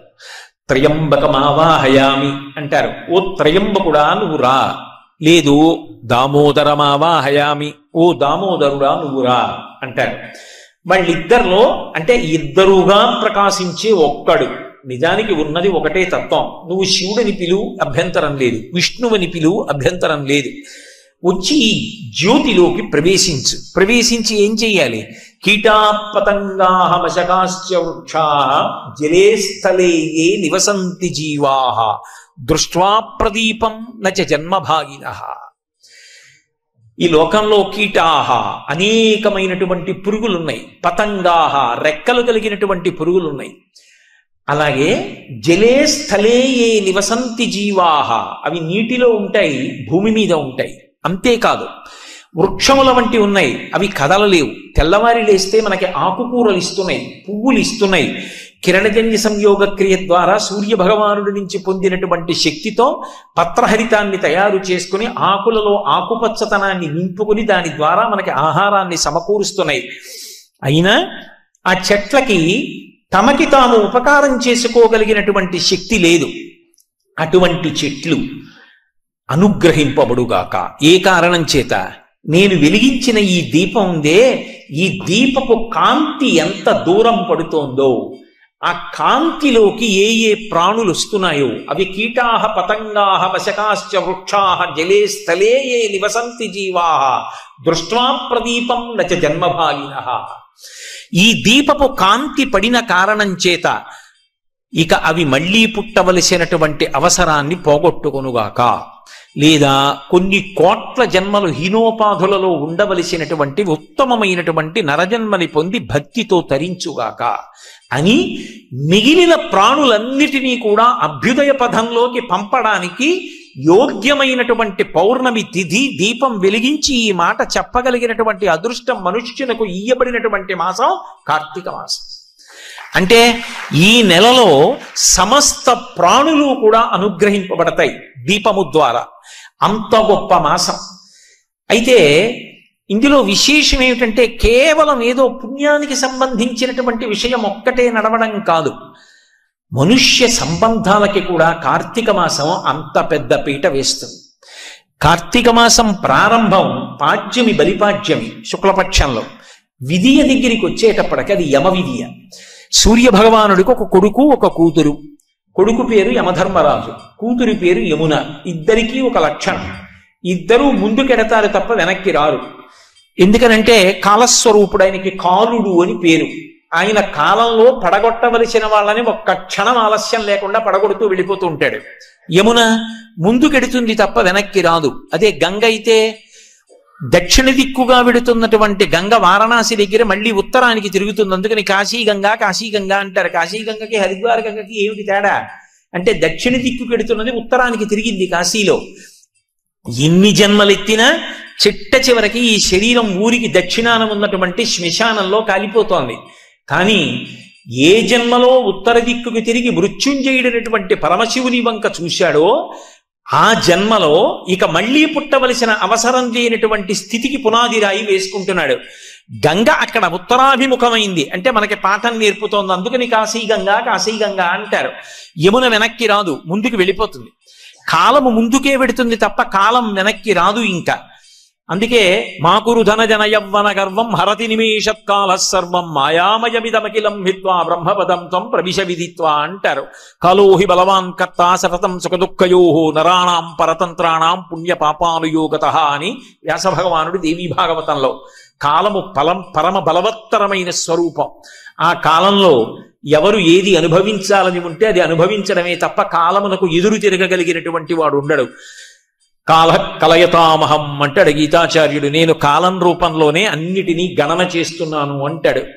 అటువంటి పరమ బలవత్తరమైనటువంటి కాలస్వరూపమైనటువంటి యముడు యమున ముందుకు నడిచి వెళ్ళిపోతుంటాయి. ఇద్దరికీ ఎప్పుడూ హడావిడే కనుక ఇద్దరూ ఒకరి ఇంటికి ఒకరికి వెళ్ళే అవకాశం లేదు. కానీ జీవితాల్లో రెండు రకాలైనటువంటి ధనం ఉంటుంది. ఒకటి భౌతికమైన ధనం, సంపాదించి తెచ్చిన ధనం. దాన్ని తక్కువ చేసేవరూ మాట్లాడలేదు. ధార్మికంగా సంపాదించమన్నారు తప్ప డబ్బుండడం తప్పని ఏ శాస్త్రం చెప్పలేదు. సంపాదించకపోవడం తప్పని చెప్పారు. మాతా నిందతి నాభినందతి పితాహ భ్రాతాన సంభాషతే భృత్యకుప్యతి ననుగచ్చతి సుత కాంతాపి నాలింగతే అర్థప్రార్థన శంకయా నకురుతే సల్లాప మాత్రం సుహృత్ తస్మాత్ నైతికమర్థమర్జన శృణు సఖే విత్తేన సర్వే వశాహ. నీతి తప్పకుండా డబ్బు సంపాదించమనే చెప్పారు తప్ప డబ్బు అసలు సంపాదించకు, డబ్బుని నింద చెయ్యి అని ఎక్కడా చెప్పలేదు. కానీ నీకు ధార్మికంగా ఎంత వచ్చిందో దానితో తృప్తిగా బ్రతుకు, అంతేకాని దానికోసం వెంపర్లాడిపోయి జీవితాన్ని పాడు చేసుకోవద్దని చెప్పారు. కాబట్టి ధనం అనేటటువంటిది అత్యంత ప్రధానమైనటువంటి విశేషమే. కానీ ఆ ధనంతో పాటుగా మిగిలిన ప్రాణులకు తక్కువ ఉండేటటువంటి ధనం మనుష్యుడిగా పుట్టిన వాడికి మాత్రమే విశేషంగా ఉండే ధనం రెండవది ఉంది. అది మానసికమైన ధనం. ఒక కుక్క ఉందనుకోండి, దాని కడుపున పుట్టిన పిల్లకి పాలిచ్చి పెద్ద చేస్తుంది. అది తనంత తాను ఆహార సముపార్జనం మొదలుపెట్టింది అనుకోండి, ఆ కుక్కని వదిలిపెట్టేస్తుంది తప్ప ఇక తన కడుపున పుట్టిన బిడ్డ ఏమైంది అన్న విషయం గురించి కుక్కకి స్ఫురణలో ఉండదు. కానీ మనుష్యుడు అలా కాదు. తల్లి, తండ్రి, తోడపుట్టిన వాళ్ళు, తల్లిని తండ్రిని కన్నటువంటి తాతగారు, ముత్తాతగారు, తన చుట్టుపక్కల వాళ్ళు, తన దేశం, తానున్న ప్రపంచం, తన వీధి, తన ఇల్లు, తన పరిసరాలు, మా ఊరు, మా ఊళ్ళో చంద్రుడు. చంద్రుడు ఎక్కడైనా ఒకటే, కానీ మా ఊళ్ళో చంద్రుడు అంటాడు ఒక ఆయన. తన ఊరిలో ప్రవహిస్తున్న నది, తన ఊరిలోని చెరువు, వీటన్నిటినీ కూడా పరమ సంతోషంతో అనుబంధంతో అనుభవించగలిగిన వాడు మనిషి ఒక్కడే. అది పరమేశ్వరుడిచ్చినటువంటి గొప్ప అనుగ్రహం. ఆయన తనంత తానుగా కొన్ని అనుబంధాలు ఇచ్చాడు. మొట్టమొదటిది తల్లిదండ్రులతో అనుబంధం, ఆ తరువాత రక్త సంబంధం, తోడపుట్టిన వాళ్లతో ఏర్పడుతుంది. అది ఇక ఆ తర్వాత జీవితంలో పెంచుకుందామంటే వచ్చేవి కావవి. దేశే దేశే కళత్రాణి దేశే దేశీ చ బాంధవాః తంతు దేశం నపశ్యామి అత్ర భ్రాత సహోదర అంటాడు రాముడు. ఏ దేశం వెళ్ళినా భార్య దొరికి వివాహం చేసుకోవచ్చు, ఏ దేశం వెళ్ళినా స్నేహితులు దొరుకుతారు. ఎక్కడో ఏమండి మీరు మేము బంధువులు అని ఎవరైనా దొరకచ్చు, కానీ నా తోడ పుట్టినవాడు, నా తోడ పుట్టినది అన్నది మాత్రం ఈ జన్మకి ఓ ముగ్గురో నలుగురో నాతో కలిసి పుట్టిన వాళ్ళు ఏకోదరులు ఎవరో, ఏ తల్లి కడుపులో మేము నలుగురం కలిసి పడుకుని బయటికి వచ్చామో వాళ్ళమే.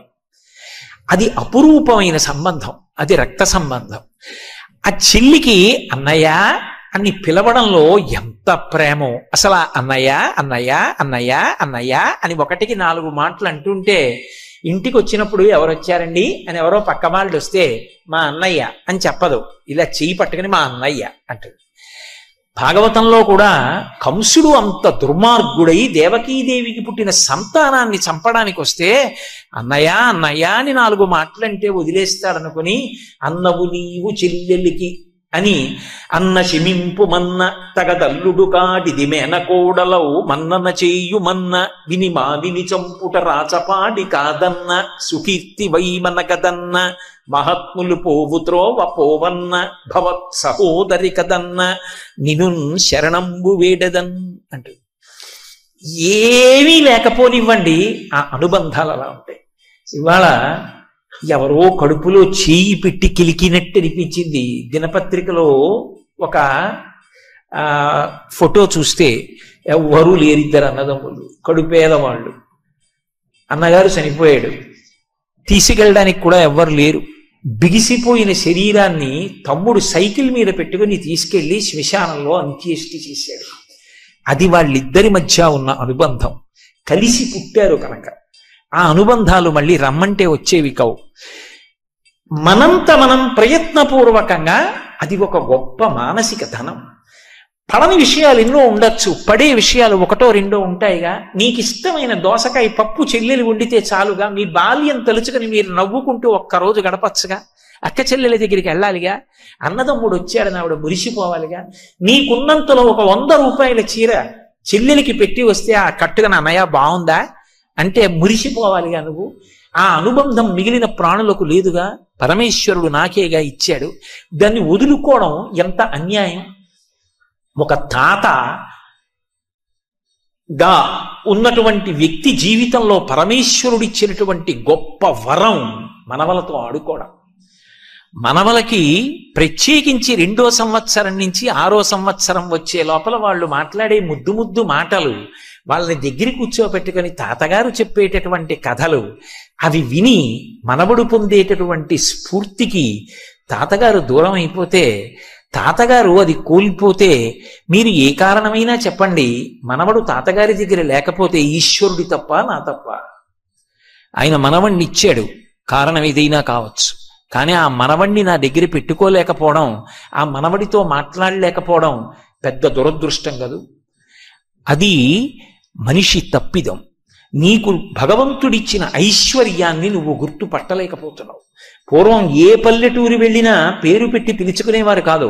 బావా ఇలా రా అనేవారు. అందుకే నేరాల సంఖ్య కూడా తక్కువగా ఉండేది. ఆ అనుబంధాల వల్ల అంత ప్రేమ ఉండేది. ఆ అనుబంధాలు మటుమాయం కాకూడదు. ఋషులు దార్శనికులు, దేవతలు దార్శనికులు. ఏమో రాబోయే కాలం ఎలా ఉంటుందో. ఇంట్లో ఇదే గదండి అంటే మాస్టర్ బెడ్రూమ్ మేం పడుకునే గది అంటాడు. ఇదేమిటండి చిల్డ్రన్స్ బెడ్రూమ్ అంటాడు. మరి మీ అమ్మగారు నాన్నగారు పడుకునే గది లేదు ఇంట్లో అంటే అమ్మకి నాన్నకి శరీరంతో ఉంటే వాళ్ళు పడుకోవడానికి ఒక గది లేదు. ఇల్లు పూర్తయ్యాక తల్లిదండ్రుల్ని తీసుకెళ్ళి ఇది మా గది, ఇది పిల్లల గది, ఇది హాలు, ఇది వంటిల్లు. ఆ తండ్రి ఎంత చిన్నబుచ్చుకుంటాడు. రక్తాన్ని చెమటగా మార్చి పెంచి పెద్ద చేశాడు. బహుశः ఇది ఆలోచించారు దేవతలు. మనని చూసి వీళ్ళు నేర్చుకుంటారనుకున్నాడో ఏమో. అన్నయ్య నీకు ఎంత పనున్నా ఒక్కరోజు భటుల్ని పంపించు, నువ్వు మాత్రం భోజనానికి నా ఇంటికి రా, ప్రేమతో నేను వండి పెడతానంది యమున. మన్నించి యమధర్మరాజు కార్తీక మాసంలో శుక్లపక్షంలో విధియ తిథి నాడు యమున ఇంటికి భోజనానికి వెళ్ళాడు. ఏం చెయ్యాలి అన్నయ్య వస్తే?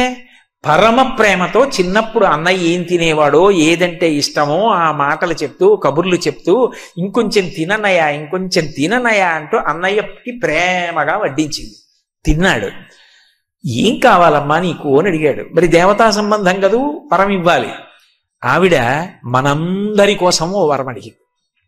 అన్నయ్య ఇది జ్ఞాపకం పెట్టుకుని ఈ తిథి నాడు ఏ అన్నయ్యని ఏ తమ్ముణ్ణైనా సరే, ఏ అక్క అయినా ఏ చెల్లైనా ఇంటికి పిలిచి అన్నం పెడితే ఆ అన్నం తిన్నందుకు ఆ అన్నకి కానీ తమ్ముడికి కానీ అపమృత్యు దోషం లేకుండా చెయ్యన్నయ్యా. తప్పకుండా ఇస్తానమ్మా అన్నాడు. అంతేకాదమ్మా, నీలాంటి చెల్లెలు ఉన్నందుకు పొంగిపోతున్నాను. విశాల హృదయంతో అడిగావు. ఇలా పెట్టిన చెల్లికి మంగళసూత్రానికి ఇబ్బంది రాదమ్మా, సౌమాంగల్యంతో ఉంటుంది, వరం ఇస్తున్నానన్నాడు. యజ్ఞం చేయమన్నారా, యాగం చేయమన్నారా? ఏడాదికి ఒక్కసారి భగినీహస్త భోజనం అని తోడ పుట్టిన దాని ఇంటికి వెళ్ళి అన్నం తినమన్నారు. ఆ తిథి జ్ఞాపకం పెట్టుకుని ప్రేమగా వాళ్ళు పిలవాలి. ఆ తిథి జ్ఞాపకం పెట్టుకుని తప్పకుండా అక్క చెల్లెల ఇంటికి వెళ్ళాలి. అది లేని నాడు మీరెంతమంది అండి అంటే నాకు అక్క ఉంది, నాకు చెల్లుంది అని చెప్పుకుని మాత్రం ఉపయోగం ఏముంటుంది?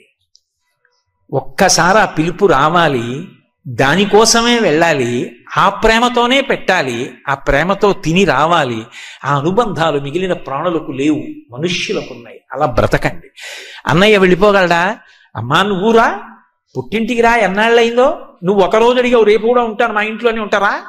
ఇప్పుడు యమునని తన ఇంటికి తీసుకెళ్ళాడు. వెంటనే ప్రేమ ఎప్పుడో వస్తానంటే కాదు, వచ్చేసేయి అని. ఏం చేస్తాడు? తీసుకెళ్ళి పసుపు కుంకం ఇచ్చాడు, చీరాసారే ఇచ్చాడు, మధురమైన మంజుల భాషలు మాట్లాడాడు, పంపించాడు. అందుకని అది సోదరి తృతీయ, శుక్లపక్ష తదియ. ప్రత్యేకించి అది సోదరి అన్నయ్య ఇంటికి వెళ్ళేటటువంటి తిథైంది. బహుశः ఏ మాసంలో కూడా ఇలా సాంఘికమైనటువంటి అనుబంధములను జ్ఞాపకం చేస్తూ నీకు మానసికమైన ఐశ్వర్యం ఒకటి ఉంది, దానికి దూరం అయిపోకు, దాన్ని అనుభవించడం నేర్చుకో, సంతోషంగా బ్రతుకు. నీకు 80 ఏళ్ళు వచ్చేయచ్చు, నీ చెల్లికి 75 ఏళ్ళు వచ్చేయచ్చు. కానీ ఆ చెల్లెల్ని దగ్గర కూర్చోబెట్టుకుని, అన్నగారు మా చెల్లెలు చాలా బాగా పాడుతుందండి తత్వాలు, ఏది పాడు అంటే జుట్టు ముగ్గుబుట్ట అయిపోయినటువంటి చెల్లెలు పాట పాడుతుంటే ఆ అన్నయ్య ఆ చెల్లెలు ఆ ప్రేమ చూస్తుంటే అబ్బా ఏమన్నా చెల్లెళ్ళండి అనిపిస్తుంది. ఒక కడుపున పుట్టింది కొట్టుకోవడానికే, మాటలు లేవని చెప్పుకోవడానికే, ఆ పాటి ప్రేమ చూపించలేకపోవడానికా? ఎంత జారిపోయిన జీవితాలు అయిపోతాయి అవి. అది జ్ఞాపకం చేయగలిగినటువంటి తిథులతో కూడుకున్నటువంటి మాసం కార్తీక మాసం. అందుకే కార్తీక మాసం కేవలం భగవదారాధన మాత్రమే కాదు, ఒక మనిషి మనిషిగా ఇంట గెలిచి రచ్చ గెలవాలి. ఇంట గెలవడం నేర్పినది, మానసికమైన ధనాన్ని అనుభవించడం నేర్పిన నెల కార్తీక మాసం. అంతేకాదు పక్కనే చూడండి 4వ తిథి వస్తుంది చవితి. చవితి వచ్చేటప్పటికి పావుతో అనుబంధం. పావు అనేటప్పటికీ కేవలం విషక్రిమి అని మీరు అనుకోకండి. సనాతన ధర్మంలో పావుతో 3 రకాలైన అనుబంధాలు ఉంటాయి. ఒకటి, మనకి ఆహారం ఎక్కడ దొరుకుతుందో, మన శరీరము పోషింపబడడానికి కావలసిన పదార్థం ఎక్కడ నుంచి వస్తుందో అక్కడే పాము కూడా నివాసం చేస్తుంది. మనకి కావలసిన ఆహారం భూమిలో నుంచి వస్తుంది. ఆ భూమిని దున్ని పంట పండిస్తారు. అక్కడే కలుగులో పాము కూడా పడుకుంటుంది. అక్కడే గట్టుకున్న కన్నంలో పాము పడుకుంటుంది. అక్కడే ఉన్న నీళ్లలో పాము తిరుగుతూ ఉంటుంది. అక్కడే రైతు కూడా తిరుగుతూ ఉంటాడు. అలాగే రెండవది, ఆ పాము సమస్త దేవతలకు కూడా ఆభరణ విశేషం. అసలు దేవతలకి ఆభరణం కానటువంటి పాము లేదు. నాగయజ్ఞోపవీతధారిణం అని దేవతలు నాగుపాముని యజ్ఞోపవీతంగా వేసుకుంటారు. ఆదిశేషుడు శ్రీ మహావిష్ణువుకి శయనం. ఆదిశేషుడు ఆయనకి ఛత్రం. ఆయనే చాందిని. వాసుకి క్షీరసాగర మథనంలో మందర పర్వతానికి చుట్టబడినటువంటి తరిత్రాడు. అలాగే విఘ్నేశ్వరుడు పొట్ట చుట్టూ ఒక పావుని చుట్టుకుని ఆయన సర్పవడ్డాణం పెట్టుకుంటాడు. శ్రీకాళహస్తిలో జ్ఞానప్రసూనాంబ అమ్మవారు సర్పవడ్డాణం పెట్టుకుంటుంది. పడగ ఇలా ఎత్తి చూస్తూ ఉంటుంది. ఆ సర్ప వడ్డాణాన్ని చూసినంత మాత్రం చేత రాహుగ్రహం ఉపశాంతి పొందుతుంది అంటారు. అంత గొప్ప వడ్డాణం అమ్మవారు పెట్టుకుంటుంది. కృష్ణుడు కాళీయమర్దనం చేస్తాడు. వెసదామోదరు పాదఘాతనలచే వేవేల చందంబులన్ ప్రసభాటోపమజోపబాపణ భృచ్చటామండలం బసహంబై పగిలిన్ మణుల్ చెదరగా నాస్యంబులన్ సోడితం బెసగంధంష్టల్ నుగ్గుగాగ గరళమస్మిజ్వాలికల్ వెల్వడన్ అని పావు మీదకెక్కి నృత్యం చేశాడు. దాన్నే సభామంటపంగా ఏర్పాటు చేసుకున్నాడు ఆయన. పరమశివుడు తాండవం చేస్తుంటే ఆదిశేషుడు ఎగిరి కాలికి అందెగా చుట్టుకుంటే శంకరాచార్యులు వారి శివతాండవ స్తోత్రంలో చెప్తారు. అంత వేగంగా తాండవం చేస్తుంటే పాము చుట్టుకుని ఉండలేక ఆదిశేషుడు కాలు నుంచి జారిపోతుంటే ఒక్కసారి ఆ కాలు పైకి ఒక్క క్షణం అలా ఉంచేట. ఎందుకంటే బాగా చుట్టుకుని బిగుసుకున్నాక మళ్ళీ తాండవం చేసేస్తే. ఒక ఆయన వెళ్ళి పరమశివుడి యొక్క పాదానికి చుట్టుకున్నాడు. విష్ణువుకి పాన్పు అయ్యాడు. శివకేశవుల మధ్య భేదం ఉండదు సుమా అని ఆదిశేషుడు నిరూపణం చేశాడు. కాబట్టి పాము అనేటటువంటిది అందరికీ అన్వయం. కుండలినీ శక్తిగా అమ్మవారిగా ప్రతి వారిలోనూ 3.5 చుట్లు చుట్టుకుని వెన్నుపాము యొక్క మూలాధార చక్రమునందు పడుకుని ఉంటుంది అని శ్రీ విద్యా తంత్రం. కాబట్టి అసలు పాము అన్వయం కానిది లేదు. అటువంటి పాము అధోముఖంగా వెళ్ళిపోయింది అన్నారనుకోండి పుట్టలోకి. దాని అర్థం ఏమిటి అంటే, మనం తిన్న ఆహారంలో అతిసారవంతమైనటువంటి పదార్థం పురుషుని యందు వీర్యశక్తిగా మారుతుంది. అది కేవలముగా లౌకికమైనటువంటి కోరికలు కామోద్రేకానికి నష్టమైపోతే హీనమైనటువంటి పాము, కలుగులోకి వెళ్ళిపోయిన పాము అంటారు. అది ఊర్ధ్వముఖ చలనం చేసి ఆ వీర్యశక్తి తేజోశక్తి అయి తేజోశక్తి ఓజోశక్తిగా పరిణమిస్తే వాడు బ్రహ్మదర్శనం చేయడానికి కావలసినటువంటి శక్తిని పుంజుకుని తేజోవంతుడవుతాడు. అప్పుడది పైకి లేచినటువంటి పాముగా వర్ణింపబడుతుంది. అలాగే కర్షకుడు ఆ పొలం దున్నుతాడు. పావులకి పాలు పోస్తే పావులకు అర్థం అవుతుందా అంటారేమో. పావులకు కూడా భాష లేదేమో కానీ భావం తెలుసు. పసిపిల్లలు ఆడుకుంటుంటే పక్క నుంచి పాము పాకుతూ వెళ్ళిపోతుంది. నేను భారత ఆహార సంస్థలో పనిచేసేటప్పుడు ఊరికి దూరంగా ఉన్న గోదాముల్లో పనిచేస్తున్నటువంటి రోజుల్లో మేము చీకట్లో నిలబడి ఉంటే కాళ్ళ కింద నుంచి కాళ్ళ పక్క నుంచి పెద్ద పెద్ద పాములు వెళ్ళిన రోజులు ఉన్నాయి. మనం దాన్ని హాని చేయడానికి సిద్ధంగా లేవు అంటే అది హాని చేయడానికి సిద్ధపడదు. అందుకే నాగుల చవితి నాడు అందరూ వెళ్ళి పుట్టలో పాలు పోసి మాకన్నం పెడుతున్నవాడు రైతు. ఆ రైతు ఎక్కడుంటాడో అక్కడ నువ్వు ఉంటావు. ఆ అన్నదాత రక్షింపబడాలి. అన్నదాతతో ప్రధానమైన అనుబంధం కలిగిన పండగ. వెళ్ళి పుట్టలో పాలు పోసి ఆ చిమ్మిలి వేసి చలివిడి వేసి నమస్కారం చేసి ఒక మాట చెప్తారు. దానికి ఏం పెద్ద పెద్ద మంత్రాలు చెప్పలేదు. అందుకే పడగ తొక్కితే పగవాడనుకోకు, నడుం తొక్కితే నా వాడనుకో, తోక తొక్కితే తొలగుతూ వెళ్ళిపో, ఇదిగో ఈ నూకలు తీసుకో మాకు మూకలియ్యి అంటారు. అది 3వ ఫలితం. ఒకవేళ నేను తెలియక పొలం గట్టు మీద వెడుతుంటాను, నేనంటే మా తాతగారు వ్యవసాయం చేశారు, మా తాతగారు వెడుతున్నప్పుడు ఆయన చూసుకోక చటుక్కున నీ పడగ తొక్కితే పగవాడు అనుకోక ఆయనకి నిన్ను చంపే ఉద్దేశ్యం లేదు, పొలంలో వెడుతూ చటుక్కున తొక్కాడు, వెళ్ళిపో. నడుం తొక్కితే నావాడనుకో, తోక తొక్కితే తొలగుతూ వెళ్ళిపో, ఆయన జోలికి రాకు, నీ పట్ల నాకు ఒక అనుబంధం ఉన్నది అని చెప్పడానికి పట్టికెళ్ళి వేస్తే ఆ భాష అది అందుకోలేదని నేను అనుకోవట్లేదు. ఎందుకని అంటే ఎన్నో పావుల్ని నా జీవితంలో చేసినటువంటి ఉద్యోగరీత్యా పెద్ద పెద్ద సర్పాలు తిరుగుతుండగా ఒక మనిషి జోలికి నిష్కారణంగా రాకుండా ఉన్నటువంటి విశేషాలు చూసినవాణ్ణి కాబట్టి చెప్తున్నాను. కాబట్టి అటువంటి పావుతో కూడా సఖ్యతతో సాధించలేనిది లేదు. ప్రేమ భావన చేత దేన్నైనా గెలవవచ్చు. శత్రుత్వం చేత, శాసనం చేత తాత్కాలికంగా వంచగలవేమో, ప్రేమ భావన చేత శాశ్వతమైన మార్పు తేగలవు అని ఆ ప్రేమ భావనకు పట్టాభిషేకం చేసి పావుకి పాలు పోయించిన జాతి సనాతన ధర్మం. పుట్టలో పాలు పోసి సాధారణంగా సంతానాన్ని కల్పించగలిగినటువంటి శక్తిగా సుబ్రహ్మణ్యుణ్ణి ఆరాధన చేస్తారు. అందుకే వంశవృద్ధికారకాయ నమః అని ఆయనకు ఒక పేరు. కాబట్టి ఈ నూకలు తీసుకో, మాకు మూకలి. మూకలంటే నాకు 10 మంది కొడుకులు, 30 మంది మనవలు, 50 మంది మునిమనవలు, 70 మంది ఇనుమనవలు, ఇంతమంది ఇంట్లో ఆడుకుంటుంటే నేను తాతనై ముత్తాతనై వీళ్ళందరినీ చూస్తూ సంతోషంగా గడిపి కేవలం అనుబంధాలే కాదు, చిరంజీవం దేవ క్షపిత పశుపాశవ్యతికర పరానందాభిజ్ఞం రసయతి రసం తద్భజనవాన్, చిట్ట చివర పరబ్రహ్మాన్ని అనుభవిస్తూ శరీరం విడిచిపెట్టగలిగిన స్థితిని అని చెప్పడానికి నాగుల చవితిని 4 కారణాలకి చేస్తారు. ఇంత గొప్పగా అగ్ని ఆరాధన అనేటటువంటిది పతాక స్థాయి.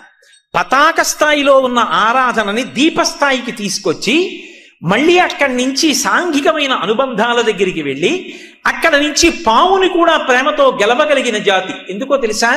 నటరాజస్వామి తాండవం చేస్తుంటారు. నటరాజస్వామి చిదంబరంలో కనకసభలో నాట్యం చేస్తుంటే ఆయనకి ఉపకారం చెయ్యగలిగిన వాళ్లే చుట్టూ ఉంటారు. మధ్యలో వాయించేవాళ్ళు, వీణ వాయించేవాళ్ళు, వేణువు వాయించేవాళ్ళు అందరూ చుట్టూ ఉంటారు. దేవతలందరూ తలకో వాద్యం భోగిస్తూ ఉంటారు. కానీ ఒక్క వాద్యం కూడా మ్రోగించలేని వాళ్ళు, పాట పాడలేని వాళ్ళు 2 ఉంటారు. ఎవరు అంటే ఒకడు పతంజలి, ఒకడు వ్యాఘ్రపాదుడు. వ్యాఘ్రపాదుడు మహాభక్తుడు. రోజు అరణ్యాల్లోకి వెళ్ళి అప్పుడే వికసించిన పూలు తెచ్చి ఆకాశలింగానికి పూజ చేసేవాడు.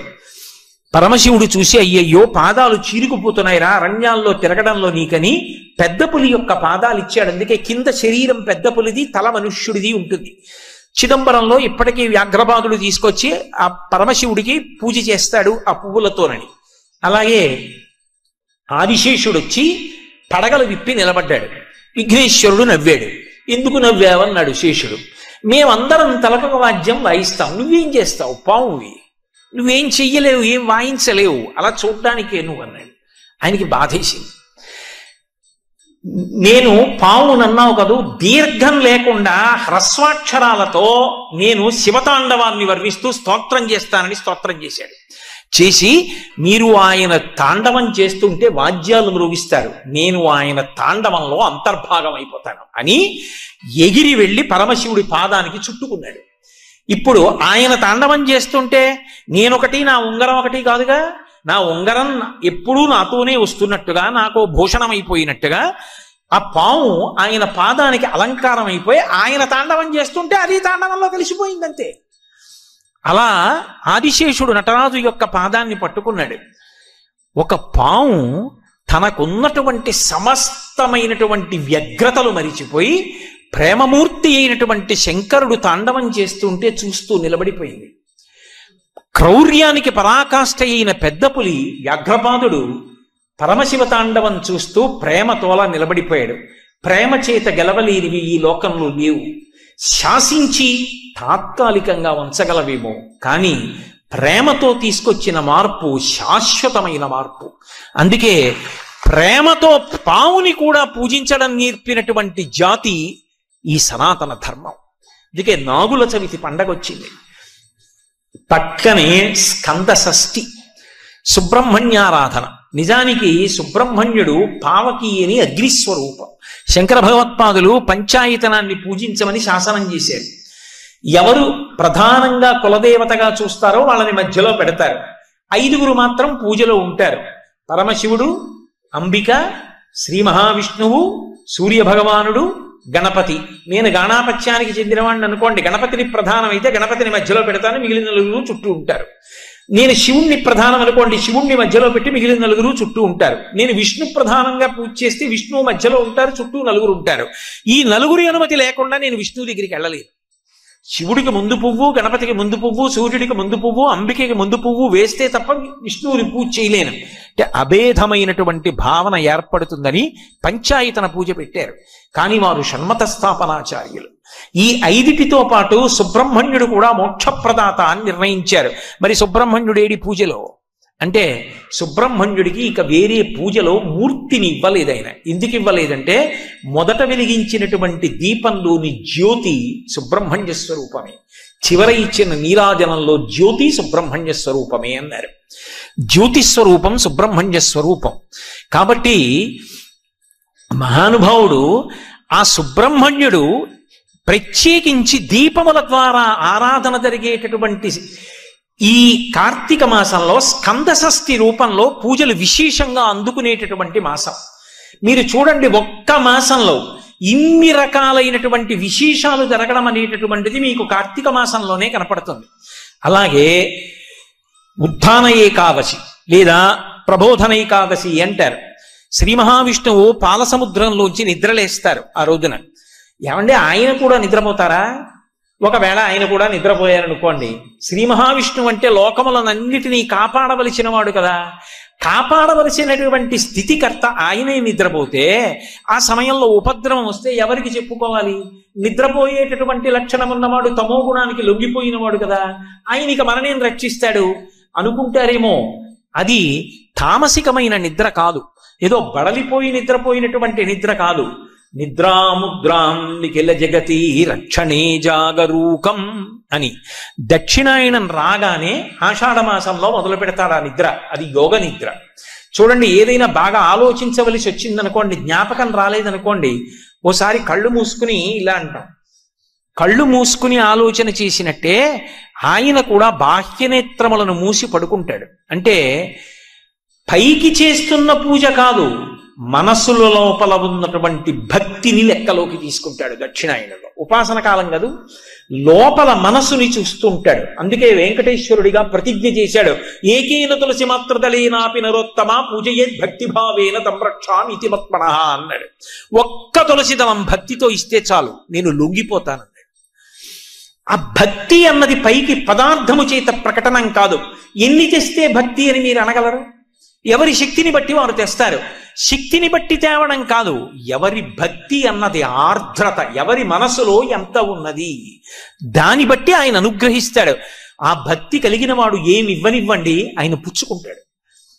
ఒకనాడు కురుసభకి రాయబారానికి వెడితే ఎందరో వచ్చి చెయ్యి ఇచ్చారు. చెయ్యి పట్టుకు దిగాడా? రథంలోంచి దిగేటప్పుడు విదురుడి చెయ్యి పట్టుకు దిగాడు. ఎందుకు దిగాడు? ఏం మిగిలిన వాళ్ళు బలవంతులు కారా?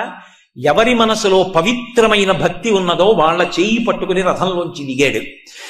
ఆయనకి ఎవరి మనసులో ఎంత భక్తి ఉన్నది అన్నదాన్ని ఆయన లెక్క కట్టుకుంటాడు. భక్తి అన్న మాటకు అర్థం కేవలముగా పైన చేసేటటువంటి క్రతువు ఒక్కటే కాదు, అలాగని భక్తి ఉంటే క్రతువు చెయ్యక్కర్లేదని చెప్పడము సాధ్యం కాదు. ఈ 2 విరుద్ధములు మాత్రం కావు. నాకు నా కొడుకు మీద చాలా ప్రేమ ఉందనుకోండి, వాడు ఎక్కడో హైదరాబాద్లో ఉంటే కాకినాడలో వచ్చేటటువంటి కొత్తపల్లి కొబ్బరి మామిడి పళ్ళు బుట్ట కట్టి బస్సులో పెట్టి హైదరాబాద్ పంపించకుండా ఉండలేను. అలాగని కేవలం మామిడి పళ్ళు ఒకటే పంపిస్తూ ఉండడం వాడి మీద ప్రేమ కాదు. అలాగే భగవంతుని మీద భక్తి ఉంటే పూజ చెయ్యకుండా ఉండలేవు. కేవలం పూజ ఒక్కటే చేస్తే భక్తి అని చెప్పడము సాధ్యం కాదు. అందుకే భక్తి కన్నా పై స్థాయిలో మానసిక భక్తి ఉంటుంది. భగవంతుడు చెప్పినట్టుగా బ్రతుకుతానన్నది చిట్ట చివరి స్థాయి. నాకేమీ కాదు, ఆయన ఎలా చెప్పాడో అలా బ్రతుకుతా అంతే. అంతకన్నా గొప్ప భక్తి లోకంలో ఏముంటుంది? అదే ధర్మం. ఆయన ఎలా చెప్పాడో నేను అలాగే బ్రతుకుతానంతే, ఇంకొకలా నేను బ్రతకను. అప్పుడు వాడికి చచ్చిపోవడానికి విశ్వమంతా పూజామందిరమే. వాడికి పూజామందిరం అంటే ఇంట్లో గది కాదు, పూజామందిరం. అది పండిన భక్తి. ఇప్పుడు ఆ లోపల ఎంత ఎదుగుతున్నాడో అన్నదాన్ని పరమేశ్వరుడు చూస్తూ ఉంటాడు. ఆ చూడ్డానికి ఇక్కడ కన్నులు మూసి లోపలికి చూస్తాడు. అది యోగ నిద్ర. అది దక్షిణాయనంలో చూస్తాడు ఉపాసన కాలం కనుక. అందుకే సత్యనారాయణ వ్రతం చేసిన వాడికి పుణ్యం వస్తుందా, సత్యనారాయణ వ్రతం చూసిన వాడికి పుణ్యం వస్తుందా అంటే చెప్పడం కష్టం. ఎందుకని అంటే వ్రతం చేస్తూ సెల్ ఫోన్ మాట్లాడితే వస్తుందని చెప్పడం సాధ్యం కాదు. వ్రతం చేస్తూ అబ్బా నేను ఇప్పుడు చేసుకుంటాను అని మానసికంగా ఉపచారాలు చెప్తుంటే అక్కడ అధాంగ పూజ చెప్తున్నారు అనుకోండి, ఇక్కడ ఈయన సెల్ ఫోన్ పట్టుకుని ఇలా చేస్తున్నాడు అనుకోండి, ఈయనకు వస్తుందా? చూడ్డానికి వచ్చిన వాడు అక్కడ కూర్చుని పాదవ పూజయామి అంటే తాను కళ్ళు మూసుకుని సత్యనారాయణ స్వామి పాదాల మీద, చీలమండల మీద, మోకాళ్ల మీద, తొడల మీద, నాభి మీద, ఆ పొట్ట మీద, గుండెల మీద, నడుం మీద, భుజముల మీద, నాభి మీద, కంఠం మీద, ఆ గడ్డం మీద, ముక్కు మీద, పెదవుల మీద, చిన్న చిరునవ్వు నవ్వితే కనపడిన దంతముల మీద, కనురెప్పల మీద జాగ్రత్తగా 2 తుమ్మి పూలు కనుబొమల మీద, నుదురు మీద, చెవుల మీద వేసి చేత్తో పువ్వులు పట్టుకుని తలమించి వేస్తే జర జర జర జర జర కింద పడుతున్నటువంటి పువ్వులతో సమానంగా పైకి కిందకి మనసుతో చూసిన వాడు ఎవరో అక్కడ చూడ్డానికి వచ్చిన వాడు ఉన్నాడు, వాడు వ్రతం చేశాడని వేస్తాడు ఈశ్వరుడు. మనసు ప్రధానమైంది. అందుకే నాకు తెచ్చి అని ఊరుకోలేదు. పత్రం పుష్పం ఫలం తోయం యోమే భక్త్యా ప్రయచ్చతి, నాకు భక్తితో పట్టుకొచ్చి ఇస్తే పుచ్చుకున్నానన్నాడు. అటువంటి పరమాత్మ యోగ నిద్రయందు లోకములను గమనించి ప్రబోధనైక ఏకాదశి నాడు, ఆ ఉద్ధాన ఏకాదశి నాడు, కార్తీక మాసంలో వచ్చేటటువంటి శుక్లపక్షంలో వచ్చేటటువంటి ఏకాదశి నాడు క్షీరసాగరంలోంచి లేచి ద్వాదశి తిథి నాటికి బృందావనంలోకి వచ్చాడు. ఒకనాడు మాట ఇచ్చాడు కనుక బృందకి, ఆయన తులసి బృందావనంలోకి వస్తాడు. అందుకే ఆ రోజున ఆరాధన, విష్ణు సహస్రనామ స్తోత్ర పారాయణం, దీపాలు పెట్టడం అన్నీ కూడా క్షీరాబ్ది ద్వాదశి అని ఆ తులసి చెట్టు దగ్గర చేస్తారు. ఆ ఋతువులో తులసితో పాటుగా విశేషమైన అనుగ్రహాన్ని పరదేవతా స్వరూపంగా వర్షిస్తోంది కాబట్టి తులసి కోటలో ఉసిరి కొమ్మని కూడా గుచ్చి రెండిటి గాలిని పీలుస్తూ రెండిటికి కలిపి పూజ చేస్తారు. కాబట్టి క్షీరాబ్ది ద్వాదశి, ద్వాదశి దీపాలని ప్రత్యేకంగా దీపాలు పెడతారు. అలాగే శుక్లపక్షంలో వచ్చేటటువంటి అష్టమి గోపాష్టమి, ఒకటి బలిపాడ్యమి, రెండవది మూడవది తిథులు సాంఘికమైన అనుబంధాలు, నాలుగవది పావుల సంబంధం, ఆరవది సుబ్రహ్మణ్య సంబంధం, ఎనిమిదో తిథి అష్టమి వస్తే శుక్లపక్షంలో గోపాష్టమి. ఆ రోజున గోశాలకి వెళ్ళి అథవా ఇంటి ముందున్నటువంటి గోవునో చూసి ఆ గోవుకి పూజ చేస్తారు. అధికార భేదం లేకుండా ఏ ఆశ్రమం వాడైనా పూజ చెయ్యడానికి పరమేశ్వరుడిచ్చినటువంటి అపూర్వమైనటువంటి వరం గోవు. ఎందుచేత అంటే బ్రహ్మచారి ఉన్నాడు అనుకోండి కొన్నే చేయగలడు, గృహస్థు కొన్ని చేస్తాడు, వానప్రస్థు కొన్ని చేస్తాడు, సన్యాసి కొన్నే చేస్తాడు తప్ప అన్నీ చెయ్యరు. అన్ని ఆశ్రమాల్లో ఉన్నవాళ్ళు, అన్ని వర్ణాల్లో ఉన్నవాళ్ళు అందరూ కూడా బట్ట నేను పంచ కట్టుకున్నానా, గోచీపోసి కట్టుకున్నానా, ఉత్తరీయం వేసుకున్నానా, వీటితో సంబంధం లేకుండా గౌరవారగ్ని అంది వేదం. అగ్నిని పూజిస్తే ఏ శ్రేయస్సు వస్తుందో ఆవుని పూజిస్తే అదే వస్తుంది. ఎందుకంటే గోవు అగ్నిహోత్రము అంది. అంటే కాలుతుందా అండి, పొయ్యా అండి అని కాదు దాని అర్థం. అగ్నిని ఆరాధన చేస్తే ఏ శ్రేయస్సు వస్తోందో, ఇంట్లో ఉన్నటువంటి ఒక ఆవు దగ్గరికి వెళ్ళి గ్రాసము అంటే చేత్తో పట్టుకున్నంత గడ్డి తినిపిస్తే ఆ రోజున వాడు అగ్ని కార్యము చేసినట్టే. గోవుకి ప్రదక్షిణం చేస్తే 33 కోట్ల మంది దేవతలకి ప్రదక్షిణం చేసినట్టే. గోవు పృష్ఠభాగమునందు పసుపు కుంకం వేస్తే అది లక్ష్మీదేవికే అందుతోంది. కల్పాలు చెప్తున్నాయి, పీఠాధిపతులు చెప్తున్నారు. కాదని మాట్లాడడానికి నేనెవండి? పరిమితులు తెలుసుకు మాట్లాడాలి కదా, శాస్త్ర విరుద్ధమైన ప్రసంగాలు చేయకూడదు. పరంపరాగతంగా శృంగేరి, కంచి లాంటి పీఠాలకు సంబంధించిన పీఠాధిపతులు కూడా ప్రతిరోజు గోపూజలు చేస్తున్నారు. గోపూజ అంత గొప్పది. శుక్లపక్షంలో గోపాష్టమి నాడు గోపూజ, అలాగే కృష్ణపక్షంలో అంటే ఇప్పుడు వస్తోంది ఈ వచ్చేటటువంటి దాంట్లో మళ్ళీ ద్వాదశి నాడు ప్రత్యేకంగా గోవత్స ద్వాదశి అంటారు. దూడతో ఉన్నటువంటి ఆవుని పూజ చేస్తారు. ఆ రోజున పూజ చేసి చిట్టి గార్లు, చిట్టి బూర్లు అంటారు, చిన్న చిన్న గార్లు, చిన్న చిన్న బూర్లు వేసి నైవేద్యంగా తీసుకొచ్చి పెడతారు.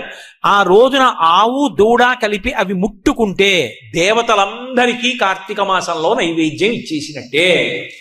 కాబట్టి కృష్ణపక్షంలో వచ్చేటటువంటి ద్వాదశి గోవత్స ద్వాదశి.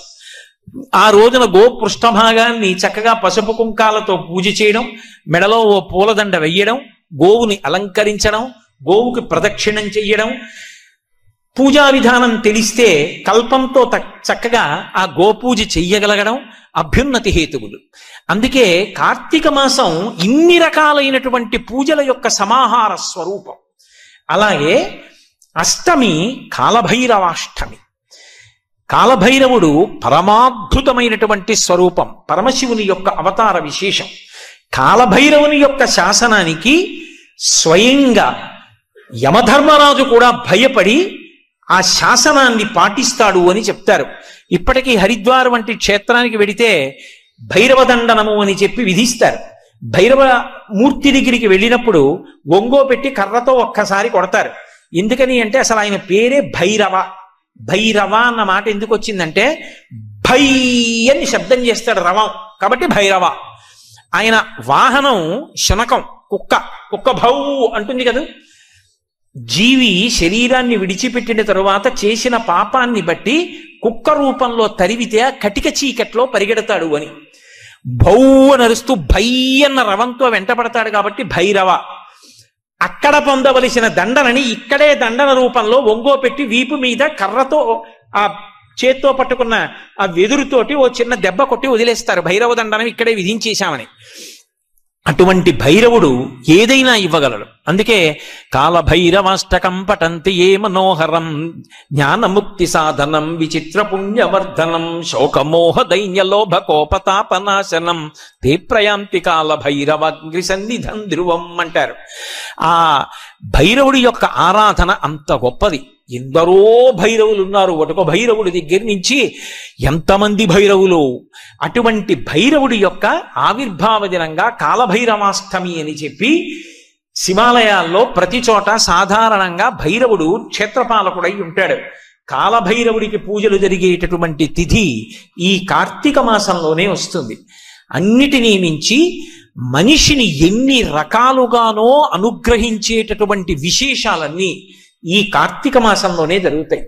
ఎందుకనంటే కార్తీక పౌర్ణమి నాడు జ్వాలాతోరణం చేస్తారు శివాలయాల ముందు.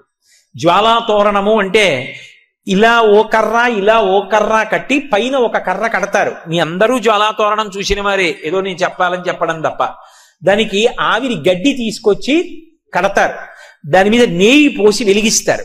వెలిగించి ఆ మంట అంటుకోవడం ప్రారంభం అవగానే పల్లకీలో పార్వతీ పరమేశ్వరుల యొక్క ఉత్సవమూర్తులను ఉంచుకుని ఆ మంట కింద నుంచి 3 మార్లు వెళ్ళొచ్చేస్తారు. ఎందుకు అలా పెడతారు జ్వాలాతోరణం కింద నుంచి అంటే, జీవి అనేకమైనటువంటి పాపములను చేసి శరీరం విడిచిపెట్టిన తరువాత పరిగెత్తి పరిగెత్తి పరిగెత్తి పరిగెత్తి పరిగెత్తి దాహంతో చిట్ట చివర ఆ యమసదనానికి వెళ్ళినప్పుడు మంటలతో ఉన్నటువంటి తోరణం కింద నుంచి లోపలికి వెడతాడు అని శాస్త్రం హక్కు. శాస్త్రం కదా ప్రమాణం. నాకు నచ్చిందండి నచ్చలేదండి అని చెప్పడానికి కాదది. తస్మాత్ శాస్త్రం ప్రమాణంతే కార్యాకార్యం వ్యవస్థితం. నీ బుద్ధికి తోచినవన్నీ సత్యాలైతే భూమి తిరుగుతోంది, నీకు కనపడిందా? భూమి తిరుగుతున్నట్టు కనపడిందా? భూమి తిరుగుతున్నట్టు కనపడటం లేదుగా. మరి భూమి తిరుగుతోందని ఎలా నమ్మావు? శాస్త్రవేత్త చెప్పాడు కాబట్టి నమ్మేవు. శాస్త్రవేత్త చెప్పినది నమ్మి భూమి తిరుగుతోందని నమ్మిన వాడివి శాస్త్రం చెప్పిందని నమ్మి జ్వాలాతోరణం ఉంటుందని ఎందుకు నమ్మలేవు? నువ్వు నమ్మకపోయినంత మాత్రం చేత శాస్త్రం అబద్ధం కాదు. ఎవడు నమ్ముకున్నాడో వాడికి అభ్యున్నతి లేకుండా పోదు. కాబట్టి పాపము చేసి శరీరాన్ని విడిచిపెడితే ఆ జ్వాలలతో కూడుకున్నటువంటి తోరణములోంచి యమసదనంలోకి పెడతాడు. ఒరే, ఇక పైన ఇలా పాపాలు చెయ్యకు, సద్బుద్ధితో ప్రవర్తించు. నువ్వు అక్కడ వెళ్ళవలసినటువంటి దారుణమైన పాపాలు నీకున్నాయి, వాటిని తీసేస్తాను, నీకోసం నేను వస్తాను సాయం. ఇక్కడ నా ఆలయం ముందే జ్వాలాతోరణం జరుగుతుంది. అక్కడ ఏ మంటల తోరణం కింద, చిచ్చు తోరణం కింద నుంచి వెళ్ళాలో అక్కడ నేను నీకు సాయం వస్తాను. దా, నేను ముందు పెడతాను, నువ్వు నా వెంటరా. ఇక్కడే జ్వాలాతోరణం కింద నుంచి వెళ్ళొచ్చావు కనుక ఇక అక్కడ వెళ్ళవలసిన అవసరం తీసేశాను కదా అని మళ్ళీ వచ్చే ఏడాది కూడా వద్దామని పాపాలు మొదలుపెట్టకు. బుద్ధి మార్చుకొని నేను ఇంత నీకు అనుగ్రహించాను కాబట్టి నా అనుగ్రహాన్ని గుర్తు పెట్టుకుని ప్రేమతో నేను చెప్పినట్టు బ్రతుకు పైన ఆ మార్పు తెచ్చుకుని జ్వాలాతోరణం కింద పరమశివుడితో కలిసి వెళ్ళొచ్చిన వాడు ఎవరుంటాడో వాడు యమసదనంలో చిచ్చుతోరణం కింద నుంచి వెళ్ళవలసిన అవసరం ఉండదు. అంటే ఈ కార్తీక మాసం మనిషి యొక్క అభ్యున్నతి కొరకు అన్ని అద్భుతమైనటువంటి విశేషాల్ని మనకి అనుగ్రహిస్తూ ఉంటుంది. అందులో మీరు జాగ్రత్తగా గమనించండి, ఒక్క కార్తీక మాసం దగ్గరికి వచ్చేటప్పటికే మిగిలిన మాసముల కన్నా భిన్నంగా కుటుంబ వ్యవస్థని నిలబెట్టుకోవడం దగ్గర నుంచి, అగ్ని ఆరాధనం దగ్గర నుంచి, ఆ గోశాలకు వెళ్ళి గోవుల్ని పూజ చేయడం దగ్గర నుంచి, దీపాలు పెట్టడం దగ్గర నుంచి, సమస్తమైనటువంటి ప్రాణులకు అనుగ్రహాన్ని కల్పించడం వరకు అన్నీ కూడా ఏ మాసంలో జరుగుతాయంటే ఒక్క కార్తీక మాసం దగ్గరికి వచ్చేటప్పటికే జరుగుతాయి. అందుకే కార్తీక మాసంతో సమానమైనటువంటి మాసము అసలు ఇక కాలము యొక్క గణన యందు లేదు. ఈ కార్తీక మాసాన్ని దుర్వినియోగం చేసుకోకూడదు.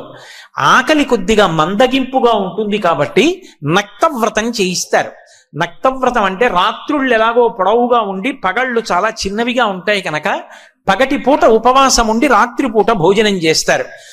అనేక రకాలుగా భగవంతుణ్ణి కీర్తించి మార్చి మార్చి ఇంద్రియములను భగవంతుని యొక్క సన్నిధానమునందు పెట్టడానికి ప్రయత్నం చేస్తారు.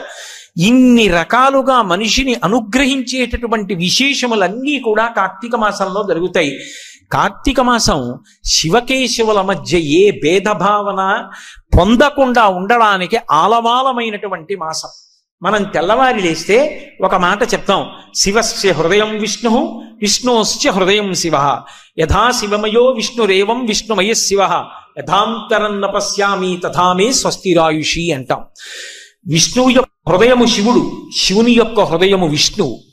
ఆ శివకేశవుల మధ్య నేను ఎన్నడూ భేదభావమును పాటింపకుండెదనుగాక.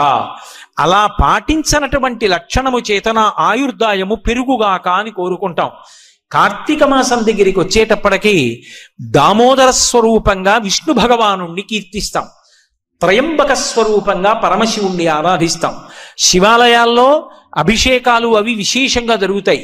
విష్ణువాలయాల్లో విష్ణు సంబంధమైనటువంటి ఆరాధనలు, తులసి అర్చనలు, విష్ణు సహస్రనామ స్తోత్ర పారాయణలు విశేషంగా జరుగుతుంటాయి. దామోదరుడు అధిపతి. దామోదర శబ్దం ఎవరికి అన్వయం అంటే దామ్నా ఉదరే మాత్రా బద్ధ ఇది దామోదర. ఎవరి యొక్క కడుపు మీద ఆ తులసిమాల ఉంటుందో, ఎవరి యొక్క నడుము త్రాటి చేత కట్టబడిందో ఆయనని దామోదరుడు అంటారు. ఎప్పుడు కట్టబడ్డాడు? పరిపూర్ణావతారంగా వస్తే కట్టబడ్డాడు. పరిపూర్ణావతారం కృష్ణావతారం. ఎన్నో అవతారాలు తీసుకున్నాడు. అందులో ప్రధానమైనటువంటివి దశావతారాలు. వేదోద్ధారణ మందరాభరణ పృథ్వీ ధర్మ నిర్మాణ ప్రహ్లాదత్రాణ బలిప్రతారణ నృపాహంకార నిర్వాపణ వైదేహీ రమణ ధనంజయ జయ వ్యాపార పారీణ క్షోణీ దివ్యత్కరుణ తమోహరణ తండ్రి వెంకటేశ ప్రభో అంటారు. 10 అవతారాలు ఆయనవే. 10 అవతారాలు ఆయనవే అయినా అన్ని అవతారముల యొక్క తేజస్సు ఏ అవతారంలోకి వెళ్ళిపోతుందో దాన్ని పరిపూర్ణ అవతారం అంటారు. అటువంటి పరిపూర్ణ అవతారం శ్రీకృష్ణ అవతారం. అటువంటి శ్రీకృష్ణ అవతారంలో ఆయన చేసినటువంటి లీలలు అనన్య సామాన్యములు. కల్నులు తెరువని కడుచిన్ని పాపడై దానవి చనుబాలు త్రావి చంపే, 3వ నెల నాడు ముద్దుల కుర్రడై కోపించి శకటమ్ము కులద్రోసే, ఏడాది కుర్రడై ఎగసి తృణావర్తు మెడపట్టుకుని చీవి మృతుని చేసి, తల్లి వెన్నలకురై తను రోలకట్టంగా బాలుడై మద్దుల కూలద్రోసే,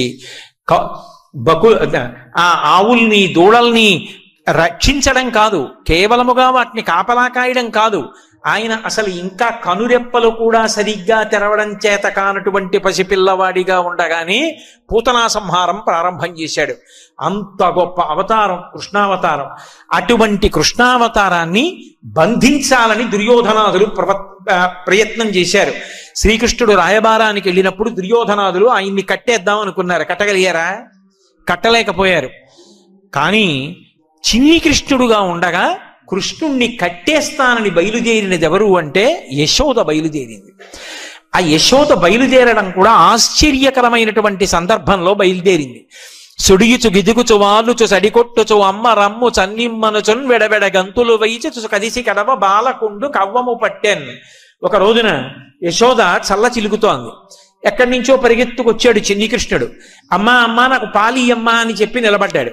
అవతల పిల్లలు ఆడుకుంటున్నారు, నేను తొందరగా వెళ్ళిపోవాలి, పాలిస్తావా ఇవ్వవా అని మారాన్ చేస్తుంటే, నిన్న కాక మొన్న పుట్టాడు, ఏమిటో పెద్ద ఎర్రటి మొహం చేసేసుకుని పెదవులన్నీ అదిరిపోతుంటే, ఏదో పాలు ఇవ్వాలట, ఇవ్వకపోతే అక్కడ ఆటలకు వెళ్ళిపోవాలట, పిల్లలందరూ ఎదురు చూస్తున్నారట, ఏదో కొంప మునిగిపోతుందట, ఏమిటో వీడి ఉద్ధతని చెప్పి నవ్వుకుంటూ యశోద చల్ల చేసుకుంటూ చూస్తోంది.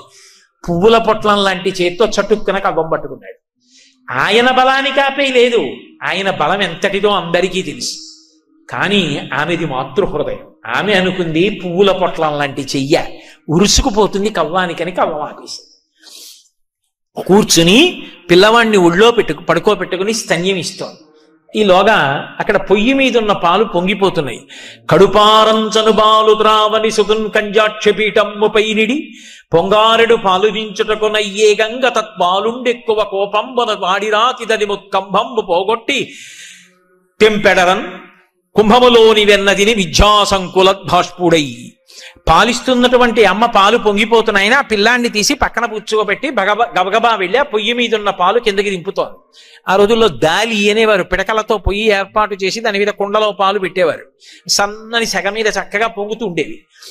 గబగబా దింపడానికి వెళ్ళింది. కోపం వచ్చింది.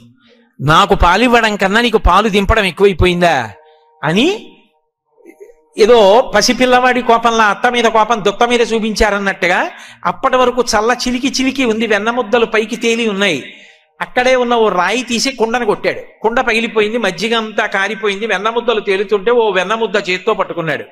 చేత్తో పట్టుకుని ఆ గోడ దాకా వెళ్ళి అక్కడ ఒక రోలు ఒకటి తిరగేసి దాని మీద ఎక్కి నించుని ఓ కోతిని పిలిచి వెన్నముద్ద తినిపిస్తున్నాడు కానీ అమ్మ వస్తుందేమో, నన్ను పట్టుకుంటుందేమో, దెబ్బలాడుతుందేమో అని ఎక్కడో భయం లేనివాడు, లోకములకు భయాన్ని కల్పించగలిగిన వాడు.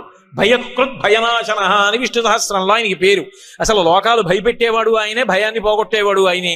ఆయన భయపడిపోయిన వాళ్ళే నటించాడు. నటించి అమ్మ ఎక్కడొస్తుందో అని మిథ్యాసంకులద్భాష్పుడై కర్మఫల ప్రదాతయ్యి చేసిన పాపములకు ఫలితాన్నిచ్చి ఏడిపించగలిగినటువంటి పరమాత్మ దొంగ ఏడుపు మొదలెట్టాడు. ఇలా కళ్ళు తుడిచేసుకుంటుంటే ఆ కళ్ళకి పెట్టిన కాటుకంతా చేతులకు అంటుకుపోతే ఆ కాటుకి ఇక్కడ వరకు వచ్చేస్తే దొంగ ఏడుపు ఏడుస్తూ అమ్మ పెట్టిన ముత్యాల సరాలు ఆ పట్టుదట్టి దొంగ ఏడుపు అమ్మ రావట్లేదు లేని మధ్యలో ఆపేసి కోతికి పెడుతున్న వెన్న చూసింది యశోద. ముందటి రోజు గోపకాంతలందరూ వచ్చి నవనీతాన్ని అపహరిస్తున్నారని చెప్తే ఆవిడ నమ్మలేదు. ఇప్పుడు ఏదో లోకంలో ఒక సామెత చెప్తారే, మొగుడు కొట్టాడని కాదు తోడికోడలు తెప్పిందని బాధపడిందని. అలా ఇప్పుడు కృష్ణుడు అల్లరి చేశాడని కాదు, పట్టుకోలేదు యశోద అని అక్కడ ఉన్న గోపకాంతాలు అంటారేమోనని ఎలా అయినా పట్టుకోవాలనుకుంది. పిల్లాన్ని పట్టుకోవడం అంటే అంత తేలిక. అందుకని ఆవిడ ఏదో పెద్ద యుద్ధానికి బయలుదేరిన దానిలా ప్రతిజ్ఞ చేసింది. లాలనమున బహుదోషము లోలింప్రాపించు తాడనోపాయము లంచాల గుణంబులు కలుగును తాడనంబె బాలురకును పథ్యంబరయన్ అంది. పిల్లాడు కదా అని ముద్దు చేస్తే పాడైపోతున్నాడు, 2 దెబ్బలు వేస్తే బాగుపడతాడు, అందుకని కొడతాను. అసలు కొట్టడానికి పట్టుకోవాలి కదా ముందు. అందుకని ఆ చీర తీసింది, ఇలా పైకి దోపింది, పమిట కొంగి ఇలా చుట్టూ తిప్పింది, యువతలకి తెచ్చింది, ఆ కొప్పు తీసింది, గట్టిగా ముడేసుకుంది, పువ్వులు ఇలా లోపలికి సర్దుకుంది, ఆ నగలన్నీ తీసింది, ఊగిపోకుండా ఇలా రవికలోకి వేసుకుంది. ఇంకా పిల్లాడి వెంట పరిగెత్తాలి, ఎక్కడ చూస్తే పారిపోతాడో అని చూస్తోంది. చూసేశాడు అమ్మ వచ్చేస్తోందని. చటుక్కున వెలయలోలు తిరగ వేసి ఎక్కి ఉట్టిలోని వెన్న నులుకుచున్నొక కోతి పాలు చేయుచున్న బాలుకనియే. కోతికి వెన్నబడుతున్నటువంటి కృష్ణుడిని చూసేసింది. అమ్మ వచ్చేస్తోందని పరిగెత్తుకెళ్ళిపోయాడు. స్తంభాదికంబులు తనకు వడ్డంబైన టట్టునని పట్టు అని వీని తప్పు సైరింపు ఇంక దొంగిలబోదు నీనని ముని ముట్ట నిచ్చువాని కాటుక నెరయంగ కందులు నులుముచు వెడల కన్నీటితో వగచువాని ఏ దశవచ్చునో ఇది ఎని పలుమాన్లు సరుగుచు క్రీగంట చూచువాని గూడబారి పట్టుకని వెరపుచు చిన్ని వెన్న దొంగ చిక్కెననుచు కొట్ట చేతులాడక పూబోడి కరుణతోడబాలు కట్టదలచి. ఆ ఇంటి నిండా స్తంభాలు వెడుతున్నాడు, స్తంభం చాటున దాక్కుంటున్నాడు. పాపం ఆ యశోద పరిగెత్తుకొస్తోంది, ఒళ్ళంతా చెమట పట్టేస్తోంది, ఆ స్తంభం చాటున నక్కేస్తున్నాడు, కనపడ్డావు. ఎక్కడి నుంచో మధ్యలో ఓసారి చిన్ని ముఖం బయట పెట్టి, అమ్మా అమ్మ ఇంకెప్పుడు నేను దొంగతనాలు చేయనమ్మా, వెళ్ళ తీసుకురానమ్మా, ఎవరింటికి వెళ్ళనమ్మా, నేను తిన్నమ్మా, అల్లరి చేయనమ్మా, అమ్మా నన్ను వదిలేయమ్మా, నన్ను పట్టుకోకమ్మా, నన్ను కొట్టకమ్మా అంటున్నాడు. మళ్ళీ యశోద పరిగెత్తుకొస్తోంది, మళ్ళీ పారిపోతున్నాడు. బుడల చెమటలగా ఉత్తరీయముజార తొరుముకున్న విరులు జారిరాల కట్టరాని తనను పట్టెదనని చింత కట్టుకున్న తల్లి కరుణ చూచి, అయ్య పిచ్చమ్మా, అమ్మా నన్ను లోకంలో ఎవరు పట్టుకోలేరమ్మా, నన్ను పట్టుకోవడానికి మార్గాలు లేవు, అటువంటిది నన్ను పట్టుకుంటానంట ఏమిటమ్మా, వెంటబడితే దొరుకుతానా? కానీ అమ్మా అమ్మా అన్న మాట మాధుర్యాన్ని మొట్టమొదటిసారి జీవితంలో తెలుసుకున్నా.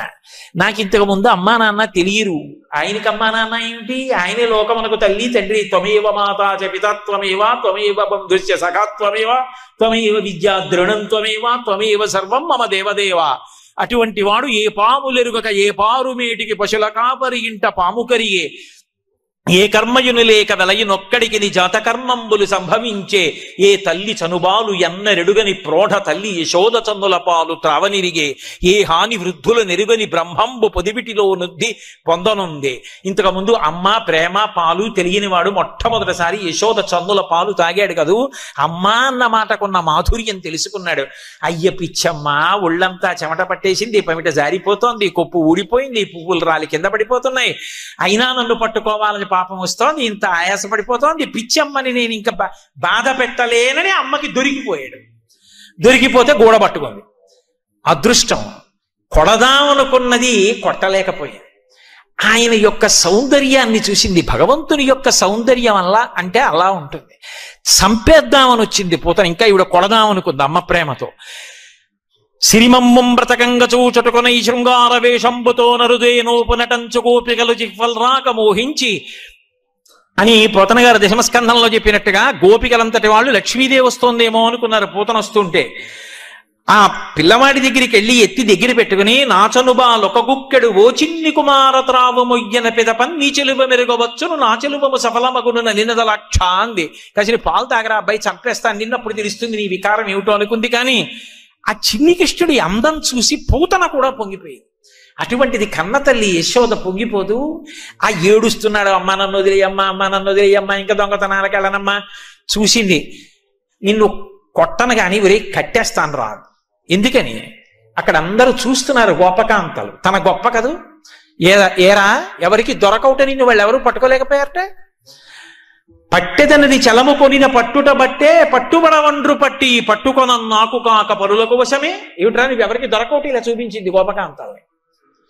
ఏం నాకు దొరకవా? చూసావా ఎలా పట్టుకున్నాను?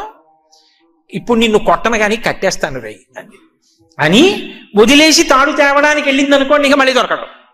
అందుకని అలాగే పట్టుకుంది. అబ్బాయి ఏమనుభవించిందండి యశోద. ఆ మోకాళ్ళ మీద కూర్చుని అమ్మకి చాలా కోపం వచ్చేసింది అనుకోండి, గౌరవించి మాట్లాడుతుంది కొడుకుని. ఏమండో కోటేశ్వరరావు గారు అందనుకోండి, అమ్మ కోపం వచ్చిందని గుర్తు. అమ్మలాంటి కోటేశ్వరరావు గారు ఎందుకు అంటుంది? అందుకని వీరెవ్వరు శ్రీకృష్ణులు కారా? ఎన్నడును వెన్నయు ఇంచుకయ్యను తెలియరట, చోరత్వం ఇంచుకయ్యను నేరరట, దరిద్రిట్టిని ఎతులు కలరే. అబ్బా మీరు శ్రీకృష్ణుల వారా? పాపం మీకు దొంగతనాలు తెలియవే, వెన్న ఎప్పుడు తినలేదే, తీసిన వెన్నంతా నేనే దాచుకుంటున్నానే, నీకు ఎప్పుడన్నా పెడితే కదూ అని ఇన్ని మాటలు చెప్పి ఆ పిల్లాన్ని చేత్తో పట్టుకుని, తజ్జనని లోగిటంగల రజ్జు పరంపరల శిశు కట్టన్ ఆ బొజ్జ తిరిగి రాదయ్యే జగజ్జాలవలున్న బొజ్జ కట్టంతరమే. వెడుతోంది ఆ కవ్వానికి తిప్పడానికి ఉపయోగించి పక్కన పడేసిన నలిగిపోయిన తాడు తీస్తోంది, తీసుకొస్తోంది, బొజ్జ చుట్టూ తిప్పుతోంది, 2 అంగుళాలు తక్కువ వస్తోంది, మళ్ళీ వెడుతోంది, ఇంకో తాడు తీస్తోంది, వదిలేసింది అనుకోండి పారిపోతాడు. ఈ 2 తాళ్ళు ముడియాలి ఎలా? అందుకని ఆ పిల్లాన్ని ఇలా నడుం చుట్టూ, ఇది కృష్ణుడైతే ఇలా నడుం చుట్టూ చెయ్యేసి 2 ముడేసి మళ్ళీ బొజ్జ చుట్టూ తిప్పుతోంది, మళ్ళీ 2 అంగుళాలు తక్కువ వస్తోంది, మళ్ళీ ఎంత గొప్ప కొడుకురా నాయనా, నా అదృష్టం కొద్దీ పుట్టావురా అంటోంది, మళ్ళీ విడుతోంది, మళ్ళీ తాడు చేస్తోంది, మళ్ళీ ముడేస్తోంది, మళ్ళీ పొట్ట చుట్టూ తిప్పుతోంది, మళ్ళీ 2 అంగుళాలు తక్కువ వస్తోంది. అయ్యో ఇన్ని తాళ్ళు ముడేసినా తక్కువైపోతుంది ఏమిటి, పొట్ట కట్టలేకపోతున్నాను ఏమిటని మరిచిపోయి. అంటే భగవంతుణ్ణి కడతానని కానీ భగవంతుణ్ణి కట్టడానికి ఓ సాధనం ఉందని కానీ అనుకుంటే 2 ముళ్ళు ఉండవు. ఎవరు దాన్ని, ఆ తాడు సరిపోదు, ఆయన లొంగాలి.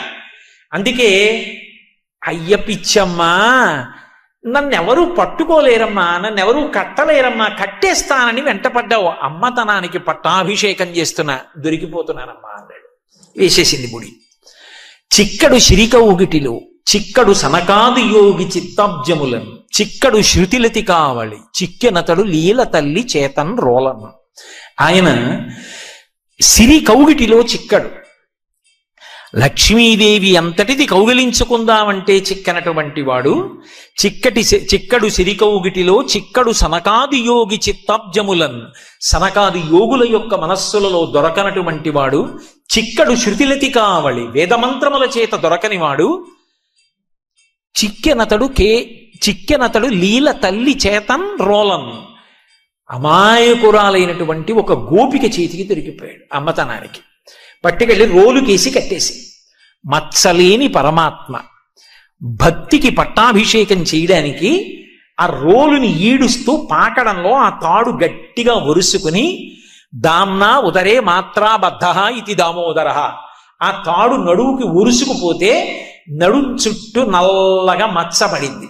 అలా మచ్చపడితే మచ్చగలిగిన వాడు కాబట్టి దామోదరుడు అయ్యాడు. అంటే భక్తికి లొంగిపోతాను. మౌనులచే జ్ఞానులచే యోగులచే దాన సంవిధానులచే తన్ పూని నిబద్ధుండగునే పురుషోత్తముడు. భక్తియుతుల చేతన్ బోలన్ భక్తుల చేతికి చిక్కినట్టుగా మౌనులకు జ్ఞానులకు యోగులకు దానం చేసేటటువంటి వాళ్ళకి కూడా ఆయన లొంగడు సుమ అని చెప్పడానికి ఒకనాడు ఒక ఆజ్ఞురాలైనటువంటి గోపిక చేతికి దొరికిపోయాడు. అలా తాటి చేత కట్టబడి నడుం చుట్టూ ఉరుసుకుపోయినటువంటి వాడున్నాడే ఆయన దామోదరుడు. అంటే భక్తికి లొంగిపోతాడు. ఒక దీపం పెడితేనే అంత శక్తినిస్తాడా అండి? తులసి దగ్గరికి వెళ్ళి గోవిందా అంటే అంత అనుగ్రహించేస్తాడా అండి? కార్తీక మాసంలో ఉసిరి చెట్టు దగ్గరికి వెళ్ళి శ్లోకం చెప్తే అలా అనుగ్రహం వస్తుందా అండి? అంటావేమో. నీ గుండెలలో భక్తి ఉండాలి. కానీ తాటి చేత కట్టబడి మత్సలేని వాడు, మత్స పొందినటువంటి దామోదరుడు అధిపతిగా ఉన్నటువంటి మాసం కార్తీక మాసం. ఆయనకి నీ గుండెలలో భక్తిని చూసి అనుగ్రహించడం అలవాటు. అందుకే ఆ యోగ నిద్ర చాలించి ఈ కార్తీక మాసంలో నిద్రలేస్తాడు. నీ గుండెలలో భక్తి ఉండాలి తప్ప ఆయన నీ వెంట పరిగెడతాడు, పరమశించిపోతాడు. అందుకే దామోదరుడు అధిపతి అయ్యాడు. అలాగే త్రయంబకుడు పరమశివుడంతే మహానుభావుడు, మత్సలేనివాడు, మత్స తెచ్చుకున్నాడు. ఆయనకి నిజంగా మత్స అవసరమా? స్ఫటికమణి నిభం అంటారు. తెల్లగా స్ఫటికమణి ఎలా ఉంటుందో అలా మెరిసిపోతూ ఉంటాడు పరమాత్మ. అటువంటి పరమశివుడు కంఠ నల్లగా ఉండేటట్టుగా మత్స తెచ్చుకున్నాడు. లోకంలో చాలా అందంగా చాలా తెల్లగా ఉన్నాడు అనుకోండి ఎవరైనా, ఆయనకు చిన్న మచ్చ వచ్చిందనుకోండి ఏ కురిపో వేసి, అది అందరికీ కనపడే చోట ఏ కంఠం మీదో బొగ్గ మీదో వచ్చిందనుకోండి, అది ఎలా పోతుందా అని ఆలోచించుకుంటాడు. అందానికి అడ్డం వస్తుందని. కానీ వాళ్ళు ఘృతరీతి ఘనీభూతం సచ్చిదానంద విగ్రహం అన్నాడు వ్యాసుడు. అప్రాకృత శరీరం తం అతిమన్మధరూపిణం ఘృతరీతి ఘనీభూతం సచ్చిదానంద విగ్రహం అన్నాడు. అది అప్రాకృత శరీరం, నేతి ముద్దలా ఉంటుంది. అంత అందమైనటువంటి శరీరం ఉన్నటువంటి వాడు. పైగా ఆయన నడిచి వెడుతుంటే సూర్యేణ చిత్రితం మూర్ధ్ని చంద్రదండ విరాజితం గంగా చ యమునా చైవ విధర్తు స్మనుచామరి అని శివమహాపురాణంలో వర్ణించారు. గంగా యమున ఆయనకి చామరం వేస్తుంటే సూర్యుడు చంద్రుడు ఆయనకి గొడుగు పట్టి తీసుకెడుతుంటారు. అంతటి అందగాడు, అంతటి పరమాత్మ పరమశివుడు లోకాల కోసమని తన కంఠానికి నల్లటి మచ్చ తెచ్చుకున్నాడు. ఎప్పుడు తెచ్చుకున్నాడు? ఒకనాడు పాల సముద్రాన్ని అమృతం కోసం చిలికితే ఆ పాలవెల్లి లోపల అప్పటికప్పటికి మంద రాగము తిరుగం చప్పుడు నిండెన జండము చెప్పిడిదే మధుని చెవులు చిందరబనియన్ ఆలోల జలధి లోపల నాలో నహి విడిచి అసురుల బలపన్ గీలా కోలాహలమున హాలాహల విషము పుట్టె నవనీనాథ. ఆ హాలాహలం వచ్చి లోకాలన్నింటినీ కాల్చేస్తుంటే అందరూ కైలాసానికి వెళ్లి మొరబెట్టుకుంటే చని కైలాసముజొచ్చి శంకరు నివాస ద్వారముంజేరి ఈశని దవ్వారికు లడ్డు పడ్డ తలమంచుంజొచ్చి కుయ్యో మొర్రో విను మాలింపము చిత్తగింపము దయన్ వీక్షింపుమన్ సంభుజాననము కిల్కరి రక్తరక్షణ కళా సంరంభునిన్ శంభునిన్. ఆర్తరక్షణ కళా సంరంభుడైనటువంటి పరమశివుడి దగ్గరికి వెళ్ళి అయ్యా హాలాహలం పుచ్చేసుకోమన్నారు. అది ఎవరిని పుచ్చుకుంటే వాళ్ళు చచ్చిపోతారు. ఆయన పుచ్చుకోగలడా? పార్వతీదేవి దగ్గరికి వెళ్ళి చెప్పాడు, చూశావా పార్వతి, లోకాలన్నీ కూడా ఎంత బాధపడిపోతున్నాయో చూశావా? హరిమది ఆనందించిన హరినక్షి జగంబులెల్లయ ఆనందించున్ హరియును జగములు వెచ్చక గరళము వారించుటొప్పు కవలదలాక్షి. మీ అన్నగారు స్థితికారుడు, విష్ణువు సంతోషించేటట్టుగా ఆ హలాహలం నేను పుచ్చేసుకోనా అన్నాడు. అదేమైనా పటికి బెల్లమా నోట్లో వేసుకోవడానికి? ఆవిడికి మాత్రం ఐదోతనం మీద కోరికుండదు. ఆవిడ చూసి మీ ఇష్టం పుచ్చుకోండి. అక్కడ వరకు విని భాగవతం పరీక్షిత్ అంతటి వాడు గుండెలు బాదుకుని అడిగాడు శుకబ్రహ్మని. అయ్యయ్యో అదేమిటండి, ఎంత తాగుబోతు భర్త అయినా ఉండాలి పసుపు కుంకాలతో అని కోరుకుంటుంది కదా ఇల్లాలు. అంత తప్పు పని చేసేటటువంటి భర్తని కూడా పూజిస్తారే, అంత గౌరవిస్తారే, అటువంటిది నిత్యాయ త్రిగుణాత్మనే పొరజితే కాత్యాయని శ్రేయసే అని శంకర భగవత్పాదులంతటి వారు కీర్తించారు కదా. సత్యాయ ఆద్య కుటుంబిని ముని మన ప్రత్యక్ష చిన్మూర్తయే, ఆది కుటుంబం కదా. అటువంటి శంకరుడు హాలాహలం పుచ్చుకుంటానంటే పార్వతీదేవి ఒప్పుకుందా? ఎలా ఒప్పుకుంది అంటే, మృంగెడిది హాలాహలమని మృంగెడివాడు విభుండని ఎరిగియు మింగమని సర్వమంగళ మంగళసూత్రమునెంతమది నమ్మినదో. తన మంగళసూత్రం మీద ఆవిడకున్న నమ్మకం, నా మెడలో మంగళసూత్రం ఉండగా మీరు విషం పుచ్చుకుంటే మాత్రమే అవుతుందని తాగమందంతే లోకం కోసం. అప్పుడు అందరూ హాలాహలాన్ని చూసి భయపడుతుంటే ఒక్క శంకరుడు మాత్రం మహానుభావుడు గబగబా బయలుదేరి తన చుట్టూంచర సంఘముల్ జయ జయధ్వానం బొలన్ బొబ్బిడం ఘనగంభీర రవం